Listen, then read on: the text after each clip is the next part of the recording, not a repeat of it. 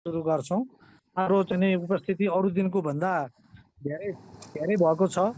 ६३ जना चाहिँ नि ६४ जना उपस्थित हुनुहुन्छ सायंकालीन यो कार्यक्रममा।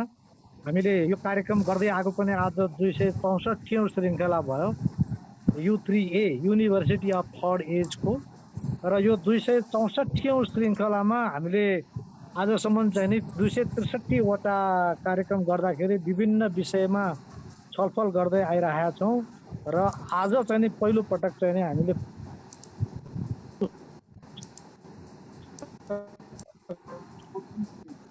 सार्वजनिकीकरण कारण हामीले यसभन्दा अगाडि विभिन्न विषयमा छलफल गरिरहेका छौँ। जो नयाँ हुनुहुन्छ उहाँले थर्ड एज भनेको यो अलि पाको उमेरमा पनि सिक्न भन्छ गरिरहनुपर्छ भनेर विभिन्न विषयमा यहीँका फोरमका र बाहिरका मानिसहरूलाई बोलाएर विभिन्न विषयमा छलफल गर्ने, जीवनोपयोगी अनि ज्ञानका विषयमा चाहिँ विभिन्न छलफल गर्ने गएका छौँ। आज चाहिँ हामीले पुस्तक सार्वजनिकीकरण गरिरहेका छौँ।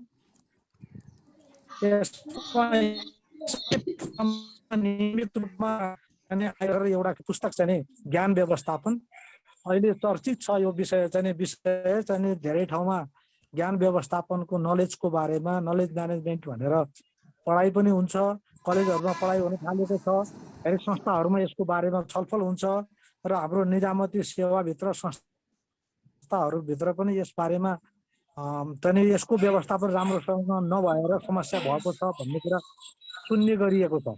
तर पुस्तकहरूको अलिक खाँचो छ। नेपालीमा लेखिएकै पुस्तकको त धेरै खाँचो छ, अङ्ग्रेजीमा धेरै पुस्तकहरू लेखिएका छन्, विभिन्न भाषामा लेखिएका छन्, तर नेपालीमा चाहिँ यो पुस्तकको खाँचो चाहिँ लाई मेट्ने गरेर अन्तर्राष्ट्रिय अनुभवहरू र देशको पनि अनुभवलाई राखेर लेखिएको पुस्तक भनेको आज हामीले यो फोरमबाट सार्वजनिकीकरण गर्न पाउँदाखेरि अति हर्षित पनि छौँ। र यसमा आजको कार्यक्रम चाहिँ यो सुरु गर्दै गर्दा हामीले अलिकता अब यो हामी आफ्नै घरमा आफ्नै कम्प्युटरको अगाडि बसेको हुनाले चाहिँ अब आसन ग्रहण भन्ने कुरो चाहिँ त्यति धेरै सान्दर्भिक हुँदैन, किनभने हामीले चाहिँ कुनै मञ्च दिएको छैन, कम्प्युटर खोल्या हो। तैपनि आजको कामलाई म सुरुवात गर्नलाई यो कार्यक्रमलाई अलि व्यवस्थित गर्ने नै गरेका छौँ। यसलाई चाहिँ हाम्रो यही फोरमका सधैँ आइरहने र हाम्रो सबैले सम्मान गर्ने एकजना लामी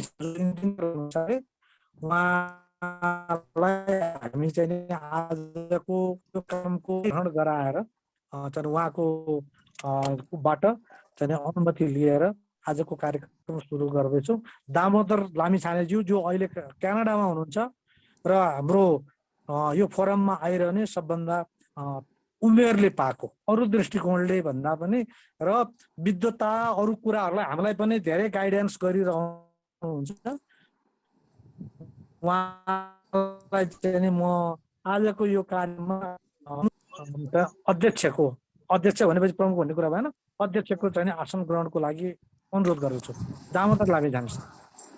नमस्कार सबैलाई, नमस्कार छ। म बसि नै राखेको छु। अब आसन ग्रहण गर्ने भने सबैले आसन ग्रहण गर्नु भइरहेछ। वास्तवमा भैरव विशाल दाइलाई चाहिँ यहाँ आजको चेयरम्यानसिप दिनुपर्ने हो। मभन्दा पनि वरिष्ठ हुनुहुन्छ। उता फेरि मदन भट्टराई सर हुनुहुन्छ है, विशेष अब राजदूत भइकन सहसचिव सचिव भइकन काम गरिसक्नु भएको उहाँ पनि आदरणीय व्यक्तित्व हुनुहुन्छ। मभन्दा चाहिँ अग्रजै मान्दछु म उहाँहरूलाई चाहिँ यो आसन चाहिँ आशिक बनाउनु पर्ने हो। ल भइहाल्यो। अब यहाँले चाहिँ अनुरोध गरिहाल्नु, म गर्छु र अब कार्यक्रम सुरु गर्नको निम्ति यहाँलाई पनि अनुरोध गर्दछु।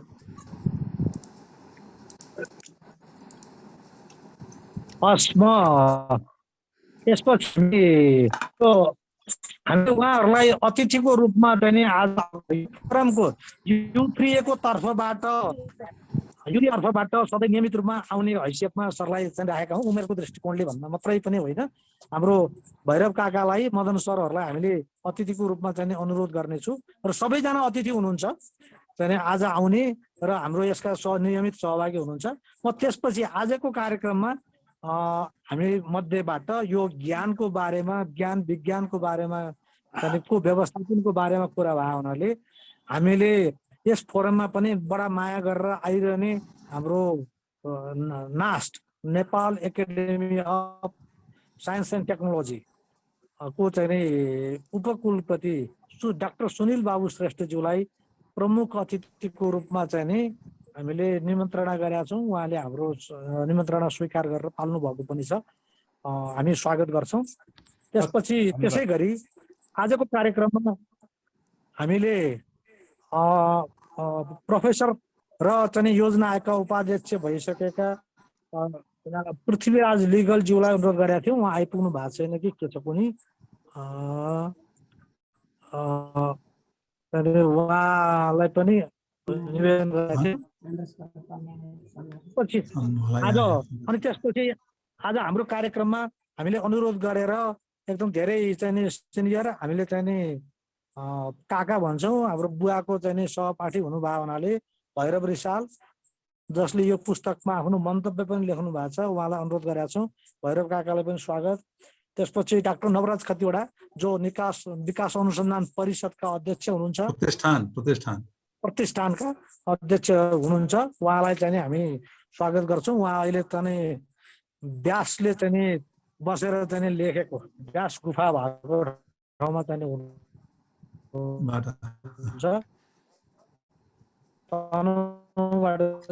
जोडिनु भएको।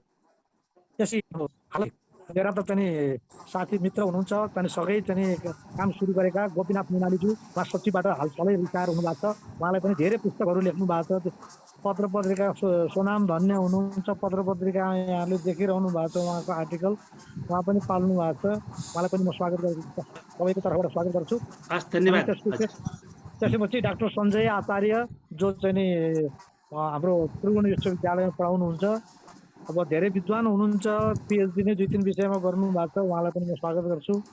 त्यसै गरी डाक्टर मदन कुमार भट्टराई चाहिँ जो अघि दामोदर सरले भनिसक्नुभयो, हाम्रो चाहिँ नेपाल सरकारको परराष्ट्र सचिव र चाहिँ 2-3 वटा मुलुकमा गरिसक्नु भएका, पुस्तक पनि त्यो कूटनीति र अरू विषयमा पुस्तकहरू लेखिरहनु भएका चाहिँ विद्वान मदन कुमार भट्टराईज्यूलाई पनि म स्वागत गर्छु। त्यसै गरी हाम्रो फोरममा सधैँ आइरहने र आज चाहिँ नि विशेष समय मिलाएर पाल्नु हुने सबैलाई हाम्रो लागि विशेष हुनुहुन्छ, सबैलाई अतिथि आजको कार्यक्रममा पाल्नु भएको छ।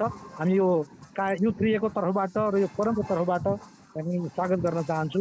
यथास्थानमा आफ्नै घरमा हुनुहुन्छ, यथास्थानमा रहनु भएको छ, बसिदिनु होला। हाम्रो कार्यक्रम धेरै लामो हुने छैन, हामीले छोटो चाहिँ नि कार्यक्रम गर्नेछौँ। समय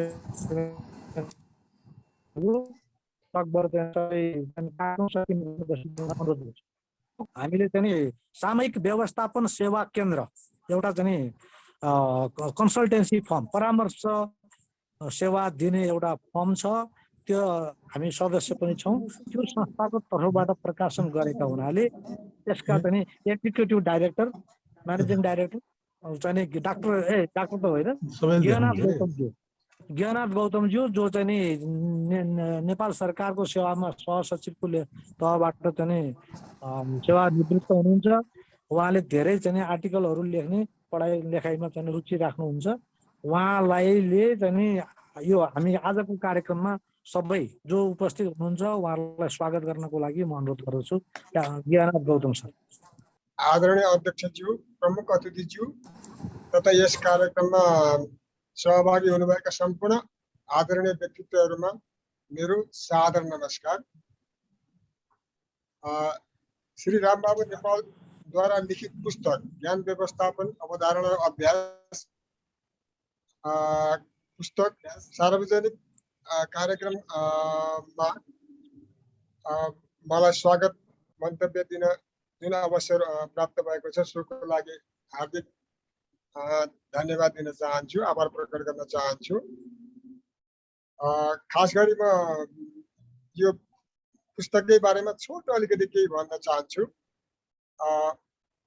व्यवस्थापन विषयका विभिन्न पक्षहरूमा सैद्धान्तिक तथा व्यावहारिक ज्ञान हासिल गर्नुभएका श्री रामबाबु नेपालज्यूले विभिन्न राष्ट्रिय तथा अन्तर्राष्ट्रिय निकाय एवं सङ्घ संस्थाहरूमा रही व्यावहारिक ज्ञान एवं अनुभवहरू सँगाल्नु भएको छ। लेखकज्यूले यसअघि पनि पुस्तकहरू प्रकाशन गर्नुका साथै उहाँका विभिन्न राष्ट्रिय तथा अन्तर्राष्ट्रिय जर्नलहरूमा धेरै लेख तथा रचनाहरू प्रकाशित भएका छन्। प्रस्तुत पुस्तकमा ज्ञानको अवधारणा, प्रकृति, आर्थिक सामाजिक प्रगतिमा यसले दिएको योगदानका साथै संस्थागत तथा व्यक्तिगत ज्ञान व्यवस्थापनका विभिन्न पक्षहरूमा चर्चा गरिएको छ। अब यो प्रकाशन गर्ने संस्थाको नाताले म छोटो अलिकति 2 लाइन हाम्रो परिचय पनि म दिन चाहन्छु। हाम्रो संस्थाको सामूहिक व्यवस्थापन सेवा केन्द्र मूलतः सामाजिक, शैक्षिक, लैङ्गिक, औद्योगिक, व्यावसायिक, राजस्व, लेखा, व्यवस्थापन र सुशासन सम्बन्धी अध्ययन अनुसन्धान गर्ने तथा ती विषयमा परामर्श सेवा प्रदान गर्ने, कुनै खास परियोजनालाई आवश्यकता अनुसार राष्ट्रिय तथा अन्तर्राष्ट्रिय स्तरका विज्ञहरूको सेवा उपलब्ध गराउने, प्रशासन तथा व्यवस्थापनका क्षेत्रमा विकसित भएका ज्ञान व्यवस्थापन, नलेज म्यानेजमेन्ट, त्यो हाम्रो पनि एउटा अध्ययन अनुसन्धानको क्षेत्रमा पर्दछ। नलेज म्यानेजमेन्ट, जोखिम व्यवस्थापन र परिवर्तन व्यवस्थापन जस्ता समसामयिक तथा नवीन अवधारणालाई अगाडि बढाउने, त्यस्तै सार्वजनिक खरिद, पब्लिक प्रोक्युरमेन्ट सम्बन्धमा परामर्श एवं तालिम प्रदान गर्ने जस्ता कार्यहरू गर्दै आइरहेको छ हाम्रो संस्था पनि, यो प्रकाशन गर्ने संस्था पनि। अब यस पुस्तकको बारेमा त विभिन्न यहाँ समीक्षकजीहरू, विद्वानजीहरूले प्रकाश पार्नु नै हुनेछ। म फेरि एकपल्ट प्रस्तुत पुस्तक पठनीय एवं सबैका लागि उपयोगी हुनेछ भन्ने पूर्ण विश्वास लिएको छु। प्रकाशन गर्ने अवसर दिनुभएकोमा आदरणीय लेखकज्यूहरूमा संस्थाका तर्फबाट पुनः आभार प्रकट गर्दछु। अन्त्यमा यस कार्यक्रममा सहभागी हुनुभएका सम्पूर्ण आदरणीय व्यक्तित्वज्यूहरूमा फेरि एकपल्ट न्यानो स्वागत अभिवादन गर्दछु। धन्यवाद।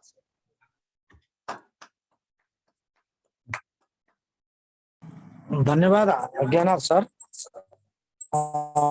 स्वागत मन्तव्य र आफ्नो संस्थाको परिचय पनि राखिदिनु भयो यसको लागि। र अब हामी मुख्य कार्यक्रम पुस्तक विमोचनको कार्यक्रममा चाहिँ प्रवेश गर्छौं। यसमा आज हामीले प्रमुख अतिथिज्यू डाक्टर सुनिल बाबु श्रेष्ठ, अतिथिज्यूहरू अघि मैले उल्लेख गरेँ, भैरव रिसाल, नवराज खतिवडा, गोपीनाथ मैनाली, सञ्जय आचार्य, डाक्टर सञ्जय आचार्य, डाक्टर मदन कुमार भट्टराई,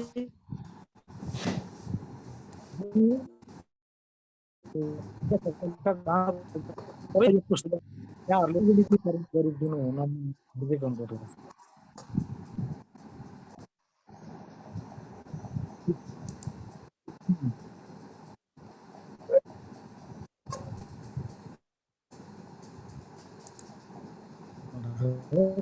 अब हाम्रो प्रमुख अतिथिज्यूलाई अनुरोध गर्नुभएको छ यहाँको मन्तव्य राखिदिनुको लागि। हस्, धेरै धेरै धन्यवाद ध्रुव सर।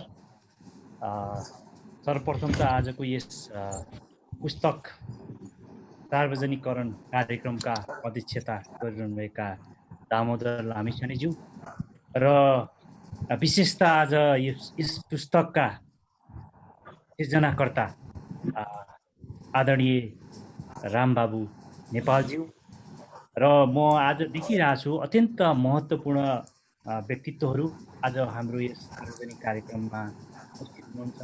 आदरणीय भैरव विशालज्यू लगायत सम्पूर्ण उपस्थित हुनुभएका आदरणीय व्यक्तित्वहरू सबैलाई म अभिवादन व्यक्त गर्न चाहन्छु। र सर्वप्रथम म आजको यस पुस्तक अत्यन्त महत्त्वपूर्ण विषयमा लेखिएको पुस्तक ज्ञान व्यवस्थापन, अवधारणा र अभ्यास भन्ने पुस्तक लेख्नुभएका लेखक आदरणीय रामबाबु नेपालज्यू हार्दिक बधाई दिन चाहन्छु र प्रकाशकलाई पनि म यस्तो राम्रो पुस्तक बजारमा ल्याइदिनु भएकोमा म प्रकाशकलाई पनि बधाई दिन चाहन्छु र यस पुस्तक अत्यन्त महत्त्वपूर्ण विषयमा लेखिएको हुँदा यसले नेपाली समाजमा नेपाली ज्ञान भण्डारलाई अझ उजागर गर्नको लागि महत्त्वपूर्ण भूमिका निभाउन सक्छ भन्ने मलाई लाग्दछ र यसले नेपालको यो ज्ञान व्यवस्था अझ राम्ररी व्यवस्थापन गर्नलाई मद्दत पुर्याउँछ भन्ने विश्वासका साथ र यस पुस्तकको अझ राम्ररी यसले चाहिँ समाजमा स्थापित हुन सकोस् भन्ने शुभकामना पनि व्यक्त गर्न चाहन्छु। अब यस पुस्तकको बारेमा मैले केही हप्ता अगाडि यस पुस्तक मैले प्राप्त गरेको थिएँ। हाम्रा आदरणीय लेखकज्यू मेरो अफिसमै आउनु भएर उहाँले प्रदान गर्नुभएको थियो। यो अत्यन्त महत्त्वपूर्ण पुस्तक, मैले यो हातमा पर्ने बित्तिकै यो पुस्तक चाहिँ आजको नेपाली समाजमा अत्यन्त महत्त्वपूर्ण पुस्तक हो भन्ने मलाई लागेको थियो। हुन त मैले यो पुस्तक सम्पूर्ण एकदम डिटेल रूपमा चाहिँ पढ्न पाएको छैन, तर मैले सरसर्ती यसलाई स्क्यान गरिसकेको छु र यो पुस्तकले एउटा ज्ञान हासिल गर्न कसरी सकिन्छ र यसको व्यवस्थापन गर्न कसरी सकिन्छ र यसलाई उपयोग गर्न कसरी सकिन्छ भन्ने कुरा जुन ज्ञान व्यवस्थापनका अवधारणाहरू छन् त्यसलाई अत्यन्त राम्रोसँग मार्मिक ढङ्गबाट मैले उल्लेख गरेको मैले पाएको छु र विशेषतः यो ज्ञान हासिल गर्न जति सजिलो हुन्छ त्यसलाई दिगो रूपमा प्रयोग गर्नको लागि, व्यवस्थित गर्नको लागि एउटा छुट्टै सिपको आवश्यकता पर्छ, जुन सिप सिकाउने पुस्तकको रूपमा मैले लिएको छु यसलाई।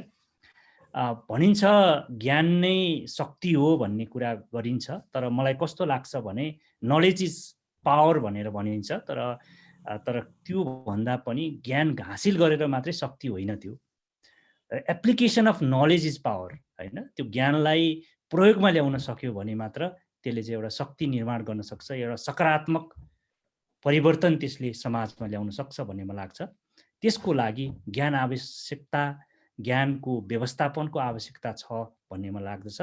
त्यो कन्टेक्स्टमा जुन यो पुस्तक आएको छ, यो पुस्तकले मलाई यो ज्ञानलाई व्यवस्थापन गर्दै ज्ञानलाई प्रयोगमा ल्याउन सक्ने, उपयोगमा ल्याउन सक्ने एउटा राम्रो एउटा खुराक यसले दिएको छ र यसले अभ्यास गर्नलाई सहज बनाउन सक्छ भन्ने मलाई लाग्दछ। त्यसमा आदरणीय हाम्रा रामबाबु नेपालज्यूलाई म बधाई दिन चाहन्छु, उहाँको उत्तरोत्तर प्रगतिको कामना गर्न चाहन्छु र अझै यस्ता राम्रा पुस्तकहरू आओस् भन्ने मलाई लाग्छ। उहाँ आफै पनि एकदम अनुभवी प्रशासकको रूपमा स्थापित भइसक्नु भएका व्यक्तित्व हुन्छ। त्यस्तै उहाँले चाहिँ राष्ट्रिय अन्तर्राष्ट्रिय क्षेत्रमा जुन हिसाबले चाहिँ अनुभवहरू हासिल गर्नुभएको छ, त्यसको समष्टिगत रूपमा जुन यो पुस्तक आएको छ, त्यसले मेरो विचारमा एकदमै राम्रोसँग यो ज्ञान व्यवस्थापनको अवधारणा र अभ्यासको बारेमा यो पुस्तकमा विस्तृत रूपमा चाहिँ उहाँले वर्णन गर्नुभएको छ। यो उपयोगी पुस्तक आएको छ भन्ने मलाई लाग्दछ। र सरस्वती मैले हेर्दाखेरि यो पुस्तक चाहिँ एकदमै 8 परिच्छेदमा चाहिँ बाँडिएको देखिन्छ।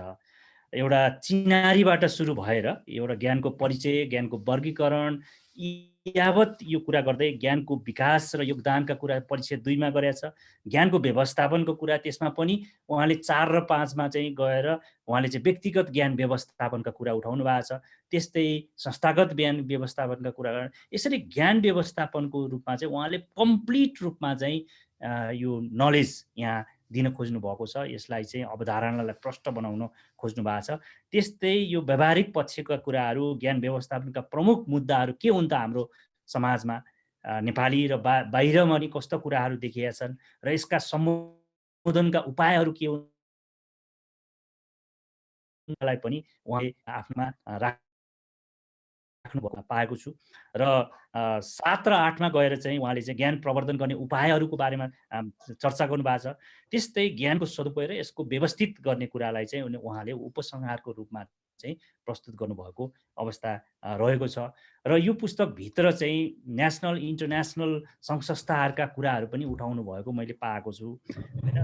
FAOदेखि लिएर WHOका कुराहरू, युनिसेफका कुराहरू उहाँले चाहिँ त्यो प्रस्तुत गर्नुभएको छ, जसले चाहिँ अन्तर्राष्ट्रिय क्षेत्रमा कसरी ज्ञान व्यवस्थापन गरिरहेछ भन्ने कुरा चाहिँ यो पुस्तकले दिन खोजेको छ, जसले चाहिँ हाम्रो नेपाली समाजमा पनि नेपाली सङ्घ संस्थाहरू व्यक्तिगत ज्ञान व्यवस्थापनमा पनि महत्त्वपूर्ण भूमिका खेल्न सक्छ भन्ने मलाई लागेछ।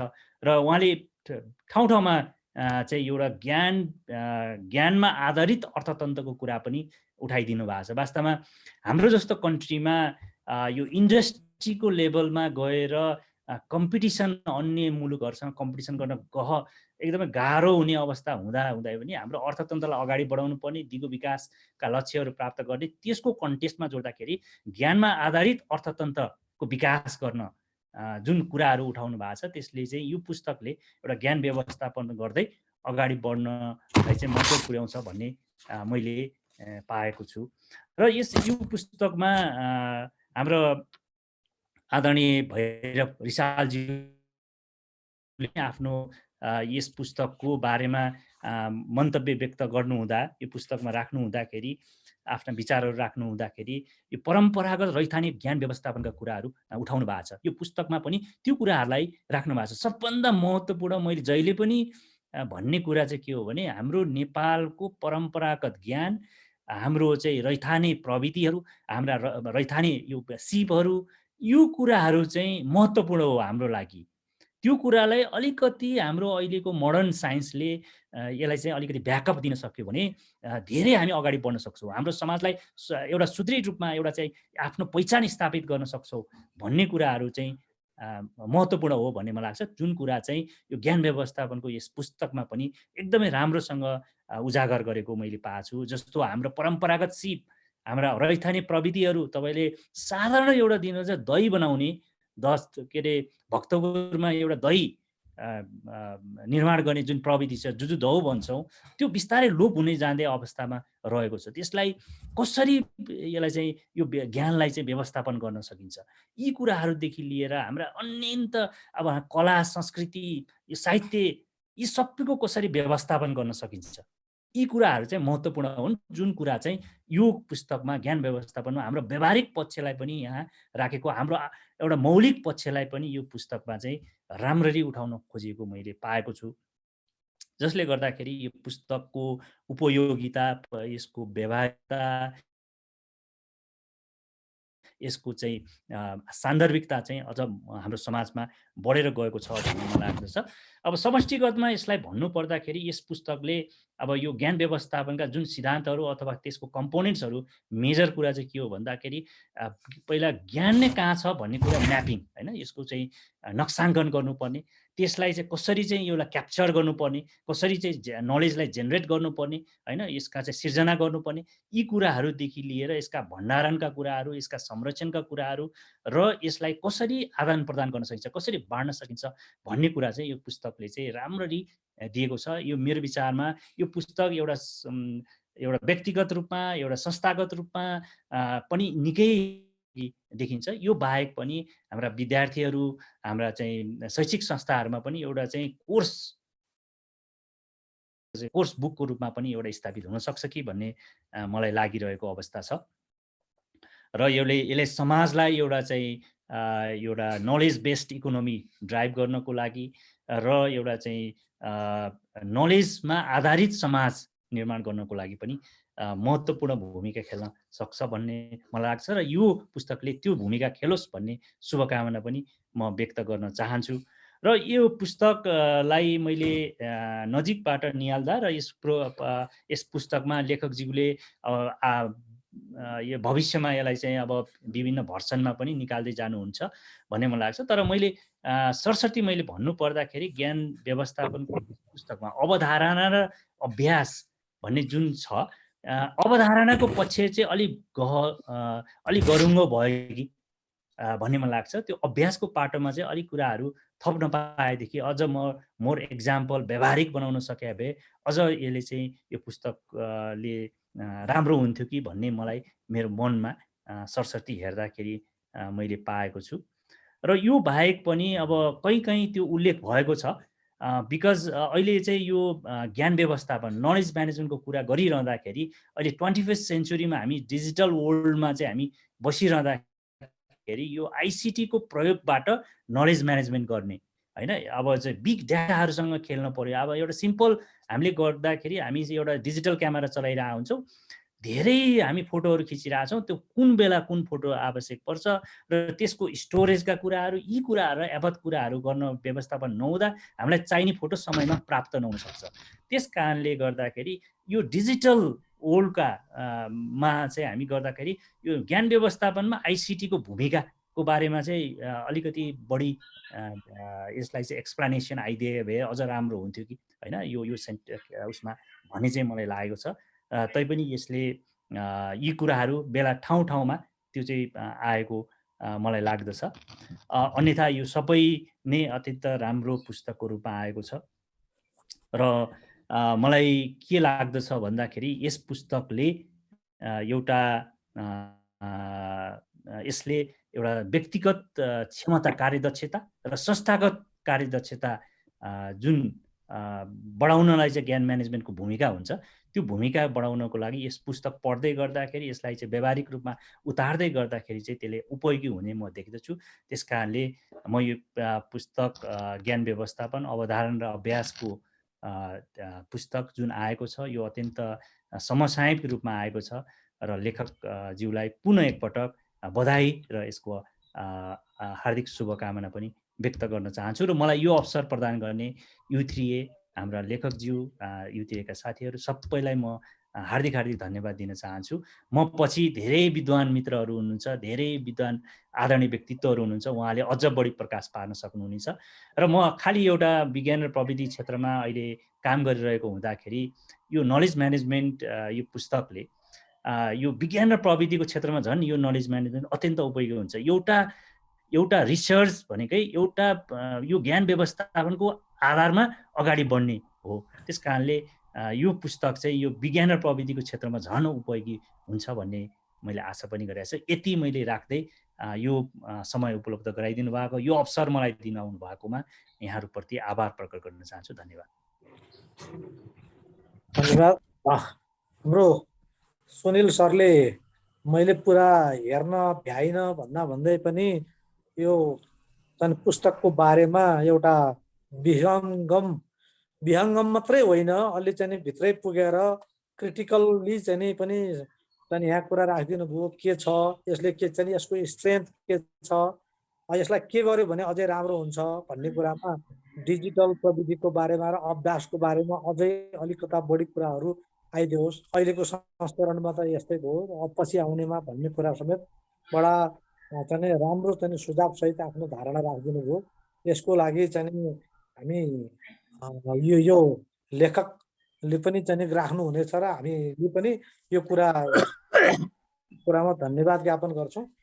यसपछि अर्को यही हाम्रो चाहिँ पुस्तक पढिसक्नु भएका र यसमा भूमिका समेत लेखिसक्नु भएका र रैथाने ज्ञान चाहिँ प्रवर्धन गर्नलाई पत्रकारिता र वातावरणको क्षेत्रमा धेरै चाहिँ काम गर्नुभएका उमेरले पनि काका र हामीले सम्मानपूर्वक काका मान्ने गरेका छौँ भैरव रिसाल, उहाँले पनि आफ्नो केही यो पुस्तकको बारेमा धारणा राखिदिनु हुनलाई म चाहिँ अनुरोध गर्छु।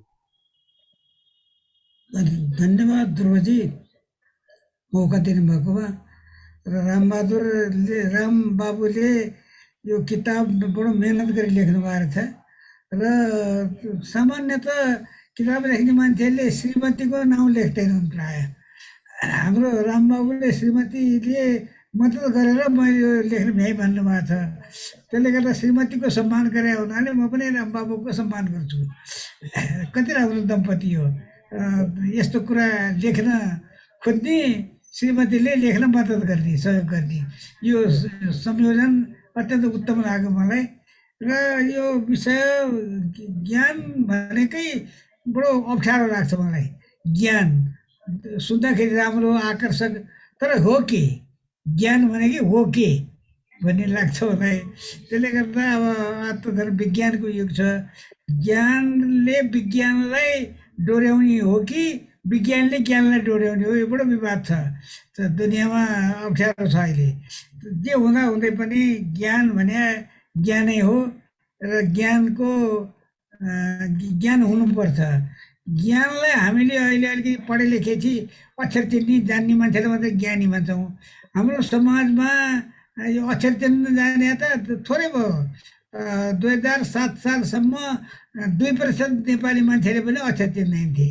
त्यो एउटा आफ्नो भर्खर बिहा गरे दुला लाहोर गयो पल्टनमा भने उसले लेखेको चिठी सुन्नलाई उसको श्रीमतीले गाउँको जमिनदार कहाँ जानु पर्छ।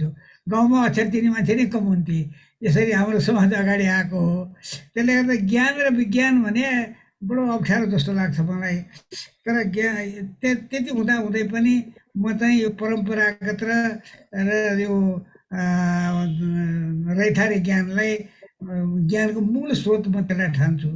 र किनभने हाम्रो समाजमा कति छन् जो निरक्षर मान्छेले नेतृत्व गरिरहेको हुन्छ। कस्तो अप्ठ्यारो छ निरक्षर मान्छेले नेतृत्व गर्ने, निरक्षर मान्छेले अर्को निरक्षरलाई पढाउने, र निरक्षरले निरक्षरलाई पढाएको के पढाउँछ होला, के बुझ्छ होला। तर संसार त निरक्षरहरूकै तर्फबाट चलेर आएको थियो धेरै सय वर्षसम्म। साक्षरको सङ्ख्या बढ्न थाले त धेरै भएको छैन। यी सब प्रश्नहरू छन् र मलाई लाग्छ यो ज्ञान भने जान्ने कुरा हो। ज्ञान भने जान्ने कुरा हो र जानेको कुरा पुष्टि हुनुपर्दो छ। जानेर मात्र नहुने, यहाँ जानेको कुरा पुष्टि हुनुपर्ने रहेछ। र म त्यसरी यो पढेँ, मैले यो किताब पढेँ। मैले त कम बुझ्छु यो किताब, तर रामबाबुले हुनेसम्म सरल भाषामा गम्भीर विषयलाई सरल भाषामा लेखेर सर्वसाधारणले बुझोस् भन्ने कोसिस गर्नुभएको छ। त्यसको लागि रामबाबु बधाईको पात्र हुनुहुन्छ र ज्ञानु पनि सँगसँगै बधाईको पात्र हुनुहुन्छ। यो दम्पति राम्रो दम्पतिले छोराछोरी पाउँथे, किताब पाए दम्पतिले, पुस्तक पनि पाए। यो चाहिँ नयाँ कुरा भयो नेपाली समाजमा र यसमा ज्ञानुले पनि धेरै सहयोग गर्नुभएको रहेछ। र नेपाली समाज ज्ञान र विज्ञान नबुझिकन पनि प्रयोग गर्ने समाज हो। बोई पार्ने भने कतिले बुझ्नुहुन्छ कतिले बुझ्नुहुन्न। बोई पार्ने कला वास्तवमा विज्ञान हो कि। बोईमा कति तातो पानी हाल्नुपर्छ, चिसो बेलामा तातो पानी हाल्नुपर्छ कि पर्दैन, तातो बेलामा तातो पानी हाल्नुपर्छ पर्दैन, यो सबै कुरा थाहा हुन्छ। यसो हेरेर घिउ लाग्यो कि लागेन भनेर थाहा पाएको हुन्छ। कसले? निरक्षर बुहारीले, त्यो घरकी बुहारीले।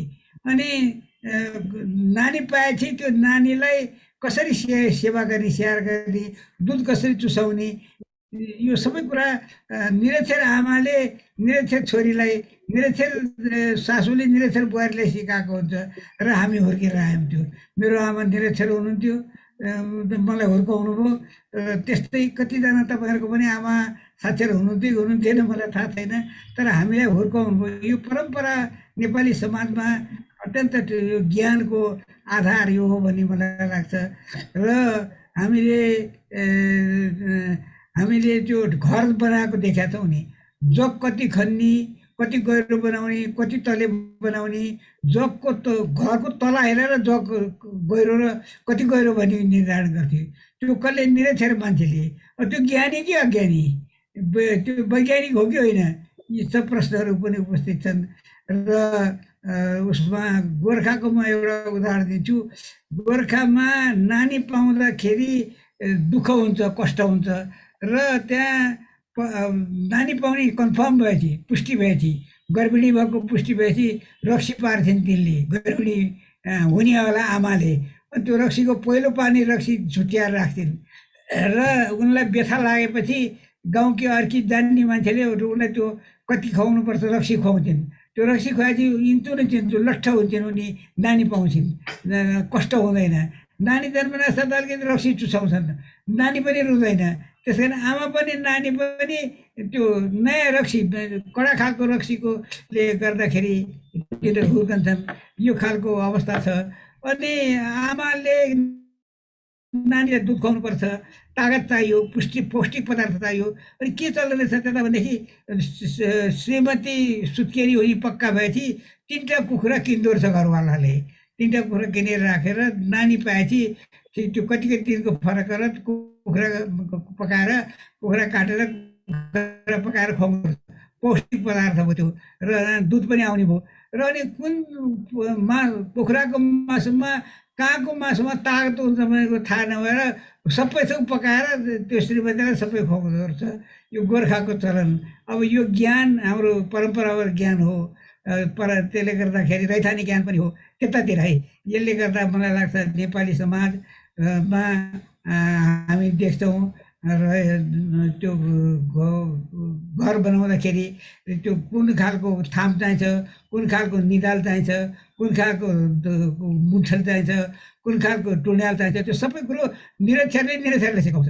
कस्तो अनौठो छ यहाँ, निरक्षरको गुरु निरक्षर नै हुन्छ। त्यसरी यो समाज चलेको छ। यसरी हेर्दाखेरि मलाई लाग्छ हाम्रो यो बारेमा पुस्तक म धेरै बुझिनँ। पुस्तक त अलिकति विद्वानले बढी बुझ्छ होला, म कम बुझ्छु। मैले कम बुझेँ पुस्तक, तर मैले बुझेको मेरो नेपाली समाज यो हो। यो नेपाली समाजलाई ज्ञानको पनि व्यवस्थापन, अघि पनि उल्लेख गरिसक्नुभयो, ज्ञानको व्यवस्थापन भने सजिलो होइन। यो निकै असिलो विषय हो। यो निकै असिलो विषयमा रामबाबुले आँट गरेर हात हालेर हुनेसम्म सरल भाषामा जुन प्रकाशित गर्नुभएको छ, यसले नेपाली समाजलाई उत्थान गर्न मद्दत देला भन्ने मलाई लाग्छ। र मलाई लाग्छ मेरो घर भक्तपुरको दहीकोट हो। अनि काँचो इँटले माटोमा गाह्रो लगाएको घर, 2 तले घर छाउनु पर्ने, घर छाउँदाखेरि धुरी छाउने, यति गाह्रो छ, कष्टकर छ। तर त्यो गाउँको मान्छेले, निरक्षर मान्छेले, धुरी छाउने मान्छेले छाएको हुन्छ, पानी चुहिँदैन, ओत हुन्छ। यो ज्ञान कसरी नयाँ पुस्तामा ल्याउने भन्ने कुरो हो। अब त प्राय घर जस्ता खानु हुन्छ। यी सबै प्रश्नहरू छन्। यी प्रश्नहरू यो ट्रेडिसनल ज्ञानबाट आउँछ भन्ने मलाई लाग्छ। र मलाई यो किताबमा 2टा अक्षर लेख्ने मौका दिनुभएकोमा मलाई बाबुलाई फेरि पनि धन्यवाद दिन्छु। र आज पनि आयोजनाले सम्झिएकोमा म कृतज्ञता ज्ञापन गर्छु। र मेरो विषय विज्ञान होइन, त्यसले गर्दाखेरि मेरो पहुँच छैन यसमा धेरै कुरो बोल्न। र म यति नै भनेर यहाँहरू सबैलाई धन्यवाद, कृतज्ञता ज्ञापन गर्दै धन्यवाद दिन चाहन्छु। हस्त, नमस्कार।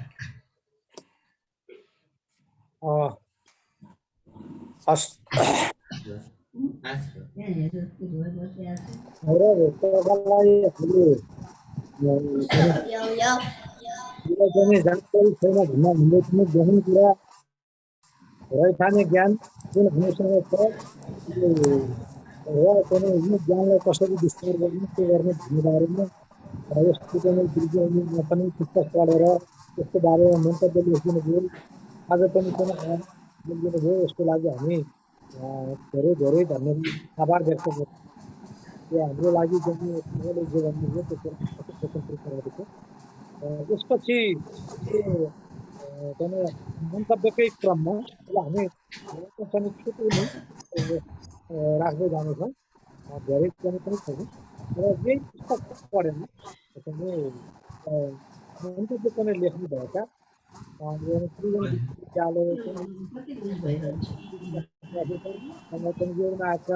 उपकुलपति भइसक्नु भएको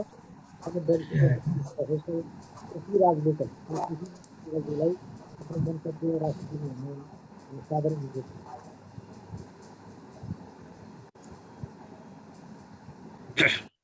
धन्यवाद ध्रुवजी। वास्तवमा सुनिलजी र चाहिँ हाम्रो भैरवजीको चाहिँ कुरा सुनिसकेपछि धेरै कुरा चाहिँ भन्नुपर्ने जस्तो मलाई चाहिँ लाग्दैन हैन। जेसुकै भए पनि एउटा नयाँ विषयमा, बिल्कुलै नयाँ विषयमा हाम्रो रामबाबु चाहिँ नेपालजीले एउटा लेख्ने जमर्को गर्नुभयो।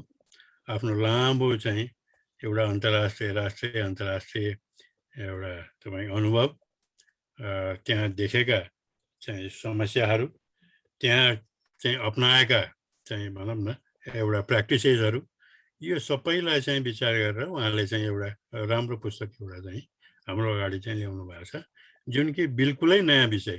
मलाई पनि सुरुमा ल यसमा केही लेखिदिनु पर्यो मन्तव्य भनेर भन्दाखेरि यसो हेरेँ, ज्ञान व्यवस्थापन होइन, यसको चाहिँ कन्सेप्ट र यसका युजेसहरू या प्र्याक्टिसेसहरू भन्ने विषय आफै नै पनि बडो चाहिँ एउटा चाहिँ नयाँ विषय, खास गरेर नेपालको परिप्रेक्ष्यमा ज्ञानसँग सम्बन्धित यस्तो खालको चाहिँ यो व्यवस्थापकीय चाहिँ कुराहरू चाहिँ बारेमा चाहिँ पुस्तक लेखेको चाहिँ देखिँदैन। त्यसैले चाहिँ मैले सुरुमा चाहिँ हेर्दाखेरि ओहो कस्तो पुस्तक चाहिँ लेख्ने जमर्को रामबाबुले गर्नुभएको रहेछ। यो त भनौँ न ट्रेडिसनली जुन हामी विषय चाहिँ लिन्छौँ त्यो विषयभन्दा बिल्कुलै अलग चाहिँ विषयको चाहिँ छनौट उहाँले चाहिँ गर्नुभएको रहेछ। तर पुस्तक पढ्दै जाँदाखेरि अनि आफैमा पनि एउटा चाहिँ एजुकेट चाहिँ हुँदै गयो। ज्ञान व्यवस्थापन चाहिँ कसरी गर्ने, यसका प्र्याक्टिस, यसका कन्सेप्ट, मेन कन्सेप्टहरू के हो, यसको लिङ्केजहरू के हुनसक्छ, यसका विभिन्न अवधारणाहरू के हुनसक्छ र यसलाई कसरी प्रयोग गर्न सकिन्छ भन्ने बारेमा जुन उहाँले चाहिँ लेख्नुभयो त्यो हेर्दै जाँदाखेरि निश्चय नै आफू पनि मोर चाहिँ सुरुमा एउटा अनौठो जस्तो लागेको चाहिँ यो सम्बन्धमा पुस्तकको अन्तसम्म आइपुग्दाखेरि निश्चय नै आफू मोर एजुकेटेड चाहिँ भएको र यो पुस्तक ज्यादै उपयोगी पुस्तकमा चाहिँ रामबाबुले चाहिँ हात हाल्नु भएको रहेछ भन्ने एउटा निचोडमा म पुग्न चाहिँ गएँ होइन। र त्यसैले के त भने यो पुस्तक एउटा चाहिँ के त बेसिक एजुकेसनको रूपमा नि होइन, विद्यार्थीको लेभलबाट नि यो पुस्तक बारेमा चाहिँ अलिकति इन्ट्रोड्युस गरियो होइन, यसमा अध्यापन चाहिँ गरियो भने निश्चय नै विद्यार्थीहरूले पनि यस बारेमा धेरै कुरा जान्न सक्छ र यसबाट चाहिँ सिर्जित नयाँ कुराहरू जस्तै हाम्रो चाहिँ भैरव विशालजीले चाहिँ गर्नुभयो कुरोको चाहिँ हामीले चाहिँ धेरै विषयका धेरै कुराहरू त हामी गरिरहेछौँ, ट्रेडिसनली गरिरहेछौँ, जानेर गरिरहेछौँ, नजानेर गरिरहेछौँ, अनुभवको आधारमा गरिरहेछौँ, तर केही रिजल्ट ओरिएन्टेड कुराहरू पनि हामी देखिरहेछौँ। अनि त्यसले गर्दाखेरि थप हौसला भयो, यसको सिकाइ अब बढ्दै गयो। तर यसलाई के त यसको साइन्टिफिक चाहिँ भ्यालिडिटी, साइन्टिफिक चाहिँ यसको चाहिँ भनौँ न एउटा एक्सप्लेनेसन भने हामीले चाहिँ दिन सकेको अवस्था चाहिँ छैन।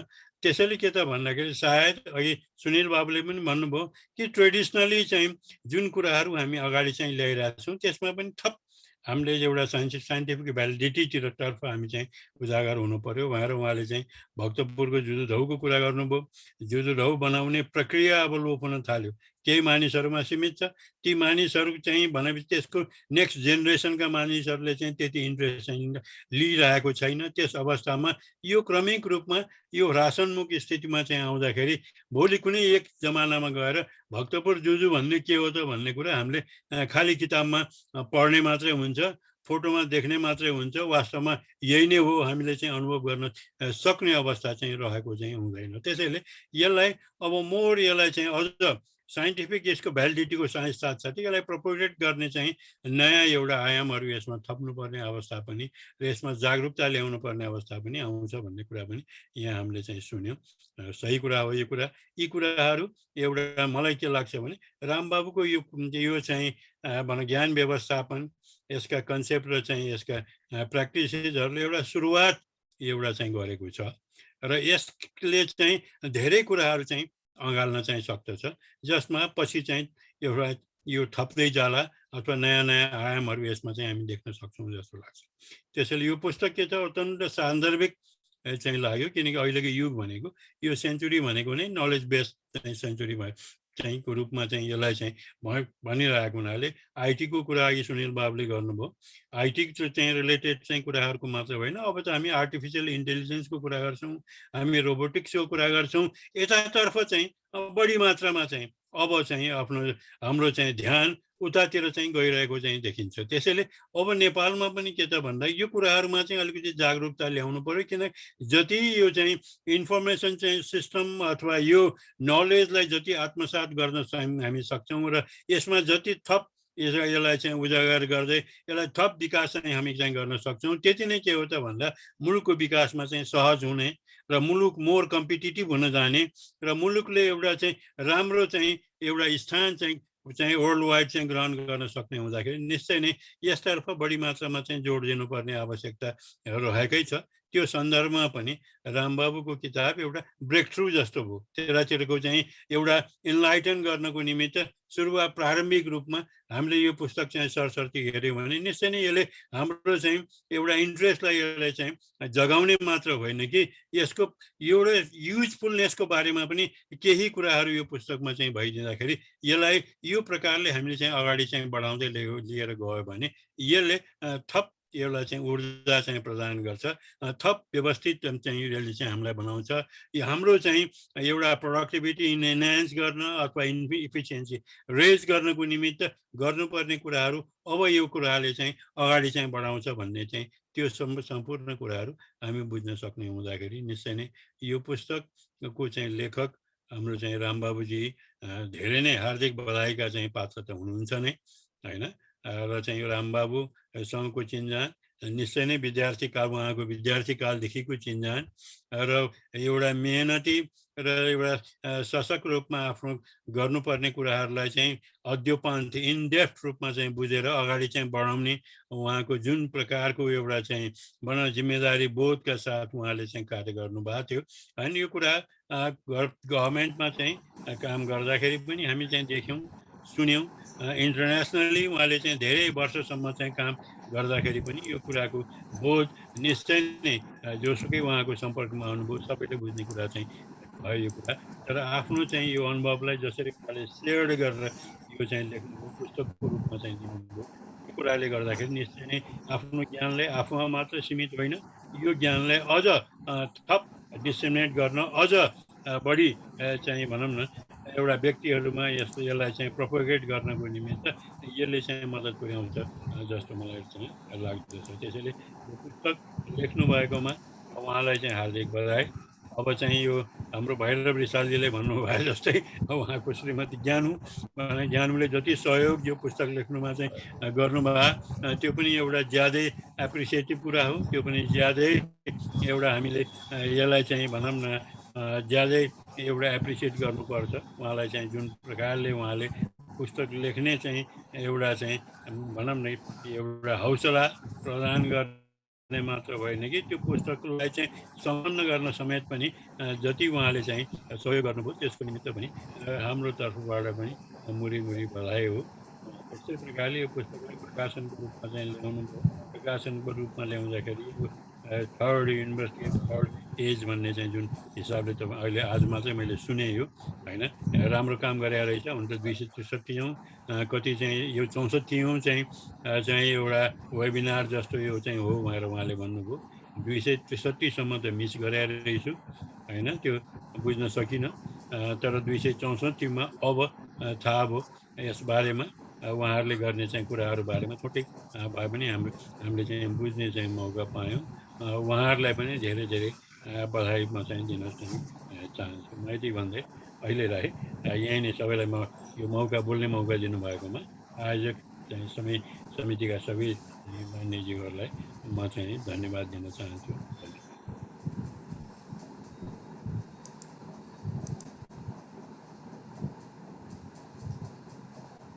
सर एकदम हाम्रो सामान्य जस्तो हुन्छ। अब यता दृष्टिकोणबाट हेर्दाखेरि आफ्नो चेला उहाँले पढाएको विद्यार्थी लेखेको आफ्नो चेलाले लेखेको किताबको बारेमा अनि बोल्न पाउनु त्यसबाट सन्तुष्टिले हाल्देख्नु जसरी कसैहरूलाई चाहिँ आफ्नो विद्यार्थीले केही गर्दाखेरि सन्तोष लाग्छ त्यस्तै चाहिँ लागेको हुनुपर्छ र एक किसिमले चाहिँ आफ्नो चेलाले चाहिँ राम्रो गर्दाखेरि त्यो एक किसिमको गुरु दक्षिणा पनि हुन्छ त्यस्तै लागेको हुनुपर्छ भन्ने चाहिँ मलाई लाग्छ। यो बाटो सरले चाहिँ समय चाहिँ निकालेर पढिदिनु भयो अनि लेखिदिनु भयो आज बोली पनि दिनुभयो यसको लागि तर्फबाट पनि धन्यवाद ज्ञापन गर्छौँ। नै पुस्तक पढेर पाण्डुलिपि पढेर मन्तव्य पनि लेखिदिनु भएका डाक्टर नवराज छतिवडा आजको कार्यक्रमका प्रमुख अतिथिज्यू, कार्यक्रमका अध्यक्ष महोदय र पुस्तकका लेखक आदरणीय रामबाबु नेपाल सर लगायत यहाँ धेरै नै मेरो अग्रज र अभिभावक गुरु लगायत अब हाम्रो सम्पूर्ण नेपाल राष्ट्रकै एउटा अभियन्ताहरू यो नेपाल राष्ट्रलाई नेतृत्व दिने ठुलो समूह चाहिँ यहाँ उपस्थित हुनुभएको छ। यहाँहरू सबैलाई म चाहिँ हार्दिक नमस्कार गर्न चाहन्छु। र यो मैले एउटा शब्द प्रेम भन्ने गर्छु म यो शब्दसँग जोडिएको कुरालाई, र म यसैमा मलाई लागेका केही कुराहरू यो शब्द प्रेम साथ मार्फत यहाँहरूलाई म निवेदन गर्न चाहन्छु। र एउटा रामबाबु सरले बडो मैले केही यो पाण्डुलिपिमा नै केही सहयोग गर्छु कि भनेर मलाई एउटा पाण्डुलिपि धेरै अगाडि दिनुभएको थियो, र त्यो चाहिँ पाण्डुलिपि चाहिँ दराजमा थन्कियो मेरो, र त्यो पढ्न नदिने, त्यो पुस्तक पढ्न नदिने जडता सिर्जना भयो, र त्यो जडतालाई मैले चिर्न सकिनँ। अर्थात् म एउटा विज्ञानको विद्यार्थी भएको हुनाले अब यहाँ ज्ञान विज्ञानको कुरा धेरै आइरहेको छ, त्यो इनर्सिया यति धेरै एकुमुलेट भयो कि, यति धेरै जम्मा भयो कि त्यसलाई मैले चिर्न सकिनँ। तर फेरि यसको लागि म क्षमा प्रार्थी पनि छु रामबाबु नेपाल ज्यूसँग। र तर फेरि पुस्तक मलाई प्राप्त भयो, अब चाहिँ प्रेसमै जाने भयो। त्यो भएको हुनाले तपाईँले यो पुस्तकको केही न केही भूमिका लेखिदिनु पर्यो भनेर यो मलाई रामबाबु सरले अनुरोध गर्नुभयो। मैले लेखेँ, पठाएँ। त्यसपछि म अब लेखेँ, पठाएँ, प्रकाशन हुने क्रममा थियो। एक दिन अकस्मात भैरव दाईले फोन गर्नुभयो, भैरव दाईको फोन आयो। अनि भैरव दाईले फोन गर्नुभयो, मैले उठाउन सकिनँ छु, म कतैतिर अर्कै एउटा काममा केमा थिएँ। त्यसपछि मैले दाईलाई फोन गरेँ, दाईको फोन चाहिँ दाईले फोन लिन सक्नु भएन, म पनि कुनै काममा हुनुहुन्थ्यो। फेरि गरेँ, अनि मैले सम्पर्क भयो, कुराकानी गरेँ। अनि दाईले, भैरव दाईले के भनिदिनु भयो भने, ओहो कस्तो राम्रो भूमिका लेख्नुभएको यो किताबमा भनेर मलाई भनिदियो। म चाहिँ एकदम फुरुङ्ग परेँ। भैरव दाईले चाहिँ नि यो भनिदिनु भयो भनेपछि म त एकदमै मेरो चाहिँ नि मन चाहिँ नि एकदम होइसियो, फुरुङ्ग परेँ। र मैले लेखेको कुरा, मैले यो भूमिकामा लेखेको कुरा, केही कुरा म यहाँलाई निवेदन गर्न चाहन्छु। यो मैले के लेखेको छु भने, ज्ञान व्यवस्थापनको पुस्तकमा भेटिएको ज्ञान भनेर मैले शीर्षक राखेको छु। नेपाल सरकारका पूर्व सचिव एवं पूर्व गभर्नर हिमालय शमशेरले नारायणी टुडेका सम्पादक वीरेन्द्र पौडेलबाट सम्पादित विचारदान नगर्ने अल्छीहरू शीर्षकको लेखबाट प्रेरणा लिई सम्झना र चिन्तन नामक पुस्तक प्रकाशित गरी नेपाली साहित्य जगतलाई भेटी चढाउनु भएछ। यसरी नगर्ने र गर्नेको किताकाट गरी आफूलाई दोस्रो किताको सगरमाथामा उभ्याउने कर्म गर्ने अर्का अध्येता हुनुहुन्छ रामबाबु नेपाल। ज्ञान व्यवस्थापन जस्तो गहन विषयमा लेखिएको पुस्तकका बारेमा केही लेख्न पाउनु मेरो अभाग्य हो। 8 परिच्छेद समेटेको यो ग्रन्थ नेपाली भाषामा लेखिएका समकालीन गैर आख्यान कृतिहरूको दाँजोमा अब्बल कोटीमा पर्नेछ भन्ने मेरो दाबी छ। यो पुस्तकको दर्शन, ज्ञान व्यवस्थापन वा शिक्षा विषयको स्नातक वा स्नातकोत्तर तहमा पाठ्यपुस्तक हुन सक्ने टड्कारो सम्भावना मैले देखेको छु। विद्यावारिधी वा उत्तर विद्यावारिधी गर्ने विद्यार्थीले पनि मूल सन्दर्भ ग्रन्थको रूपमा यसको प्रयोग गर्न सक्नेछन्। यस्तै कुनै पनि सरकारी, सार्वजनिक वा वैदेशिक निकायका लागि सूचना एवं जानकारीको व्यवस्थापन गर्ने कार्यका लागि पनि यसले समेटेका सामग्री उपयोगी सिद्ध हुने देखिन्छ। कसैले औपचारिक र आधिकारिक तवरमा पुस्तकमा उल्लेखित विषयहरूमा सर्वमान्य अवधारणा के रहेछ भनी खोजी गर्न चाह्यो भने पनि यो ग्रन्थ सान्दर्भिक ठहर्नेछ। यस्तै लोकसेवा आयोग वा शिक्षा आयोगसँग सम्बन्धित आलोचनात्मक चेत वा विश्लेषणात्मक क्षमताको जाँच गर्ने प्रश्नको जवाब दिनका लागि पनि यो पुस्तकले गहकिलो खुराक दिन सक्छ भन्ने मलाई लागेको छ। यस्तै नेतृत्व विकास, सेवा प्रवाह या सूचना व्यवस्थापन गर्ने विषयको पठन पाठन गर्न वा यी विषयमा कुनै लेख रचना तयार गर्न समेत यो पुस्तकले सघाउनेछ भन्ने मलाई लागेको छ। यस विषयमा धेरै हाम्रो अगाडि यहाँ मन्तव्य राख्नुहुने महानुभावहरूले पनि यो पुस्तकको उपयोगिताको बारेमा कुरा गर्नुभएको छ। यसमा म धेरै जान्दिनँ। अब मैले आदरणीय हिमालय शमशेरको सम्झना र चिन्तनको यो कुरा मैले प्रसङ्ग यहाँ उठान गरेँ। यही किताबबाट म यो सम्भवतः लेखनसँग सम्बन्धित कुरा म यहाँहरूलाई केही निवेदन गर्न चाहन्छु।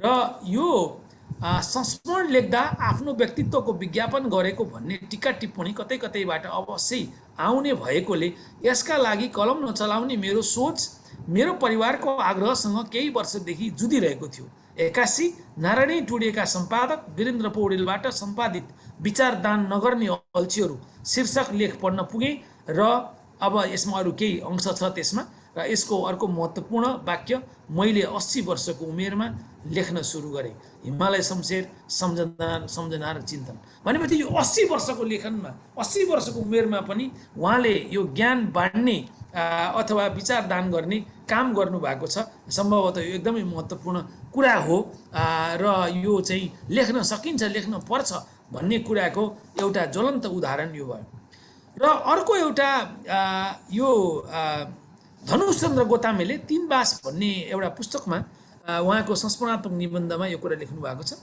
र उहाँ चाहिँ लन्डनमा एउटा त्यो 100 वर्ष अगाडिको पत्रिका उहाँले चाहिँ जति बेला जङ्गबहादुरको बेलायत यात्रा भएको थियो बेलायत यात्रा भएको बेलामा चाहिँ त्यो प्रकाशित सामग्री प्रकाशित समाचार उहाँलाई चाहिँ त्यो पत्रिकामा पढ्न मन लागेर 100 वर्ष अगाडिको पत्रिका खोजेर उहाँले पढ्नुभयो र उहाँले चाहिँ त्यसको बारेमा लेख्नुभयो र उहाँले के लेख्नु भएको छ भने यो अपुरो सारेको अनुवाद कसैले पढेर म जस्तै इतिहासका कुनै शौखिन विद्यार्थीले लन्डन धाएर धामा गरी यसका शेष उतार पनि लिएर आउन सकुन् भन्ने मनसायले नै यति विस्तारपूर्वक लेख्न बाध्य भएको हुँ भनेर उहाँले लेख्नु भएको छ यो एउटा ज्ञानको महत्त्व अथवा लेखाइको महत्त्वको बारेमा उहाँले यसरी लेख्नु भएको छ यस्तै अब म एउटा अन्तिम हाम्रो आदरणीय मदनमणि दीक्षितज्यूले लेख्नु भएको एउटा उहाँको यो भूमिकामा उहाँको एउटा किताब यो अमृत तत्त्व र कारुणिकता भन्ने किताबमा उहाँले यो लेख्नु भएको छ म यो कुरा यहाँलाई निवेदन गर्न चाहन्छु गणित र प्रकृति विज्ञानमा मात्र निर्द्वन्द्वता र समीचीनता प्राप्त गर्न सकिँदो हो चिन्तन र दर्शनमा त्यस्ता निर्द्वन्द्वता प्राप्त गर्न सकिन्न मानिस गणित होइन मेरो चिन्तनमा अस्पष्टता र अन्यल मेरो परिचय हो जसलाई लुकाउन वा नलेख्न आवश्यक देखिएन मदनमणि दीक्षित यसरी यो चाहिँ वास्तवमा हाम्रो विचार प्रवाह गर्ने क्रममा विचारदान गर्ने क्रममा जुन अस्पष्टता र अन्यल हुन्छ सम्भवतः परिचय पनि त्यही हो र यो किताब यो ज्ञान व्यवस्थापनको जुन पुस्तक छ यो पुस्तक धेरै महत्त्वपूर्ण पुस्तक छ यसबारेमा चर्चा भइसकेको छ र यो पुस्तकले हाम्रो यो पुस्तकका लेखक आदरणीय रामबाबु नेपालज्यूको जीवन सार्थक भएको छ उहाँले नेपाली समाजलाई ठुलो गुण लाउनु भएको छ र उहाँको जीवन यो पुस्तकको लगायत अन्य पुस्तकहरू पनि उहाँले लेख्नु भएको छ सम्भवतः यो एउटा यो जीवनको भनौँ न यो एउटा अवकाश जिन्दगी बिताइरहेको बेलामा यो पुस्तक जुन नेपाली समाजले पाएको छ यसले चाहिँ हाम्रो आदरणीय रामबाबु नेपालज्यूको लेखकको जीवन सार्थक भएको मलाई लागेको छ यति भन्दै म मेरो छोटो भनाइलाई यहीँ अन्त्य गर्छु हस् यहाँहरू सबैलाई नमस्कार धन्यवाद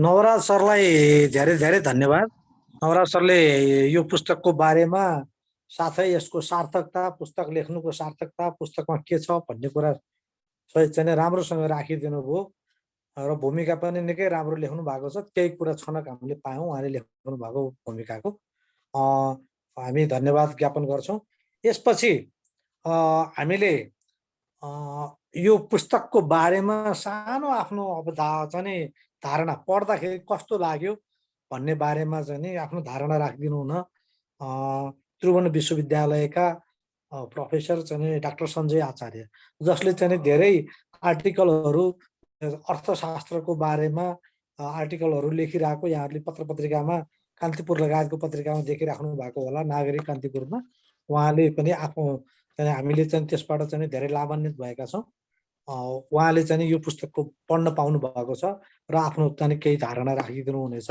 यसको लागि म अनुरोध गर्छु डाक्टर सञ्जय आचार्य धन्यवाद ध्रुव सर कार्यक्रमका अध्यक्षज्यू प्रमुख अतिथि विशेष अतिथिज्यूहरू सबै मान्यवरहरू सबैलाई यो अवसर प्रदान गर्नुभएकोमा म हार्दिक धन्यवाद ज्ञापन गर्न चाहन्छु रामबाबु नेपाल सरले यो किताब लेख्दै गर्नुभएको प्रसङ्ग सायद केही वर्ष पनि प्रसङ्गमा हामी कुरा गरे जस्तो लाग्छ त्यसपछि यसको पाण्डुलिपि पनि मैले पढ्ने अवसर पाएको थिएँ र अहिले किताब प्रकाशन भएपछि पनि मसँग एक प्रति आइपुगेको छ उहाँप्रति सादर धन्यवाद व्यक्त गर्न चाहन्छु र यसमा मैले सरस्वती सुरुदेखि अन्त्यसम्म राम्रोसँग पढेँ।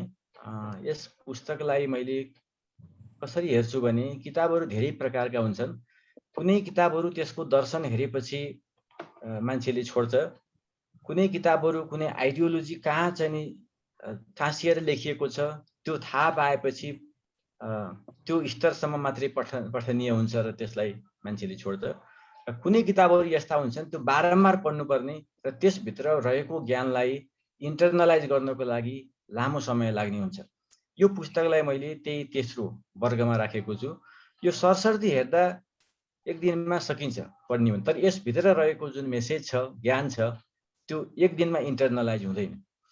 रामबाबु सरले आफ्नो धेरै लामो राष्ट्रिय अन्तर्राष्ट्रिय कार्य अनुभवको आधारमा आएका सोच विचारहरू अनुभवहरूलाई जुन एउटा परिष्कृत रूपले किताबमा लिएर आउनु भएको छ त्यो अत्यन्त व्यावहारिक र वैज्ञानिक छ।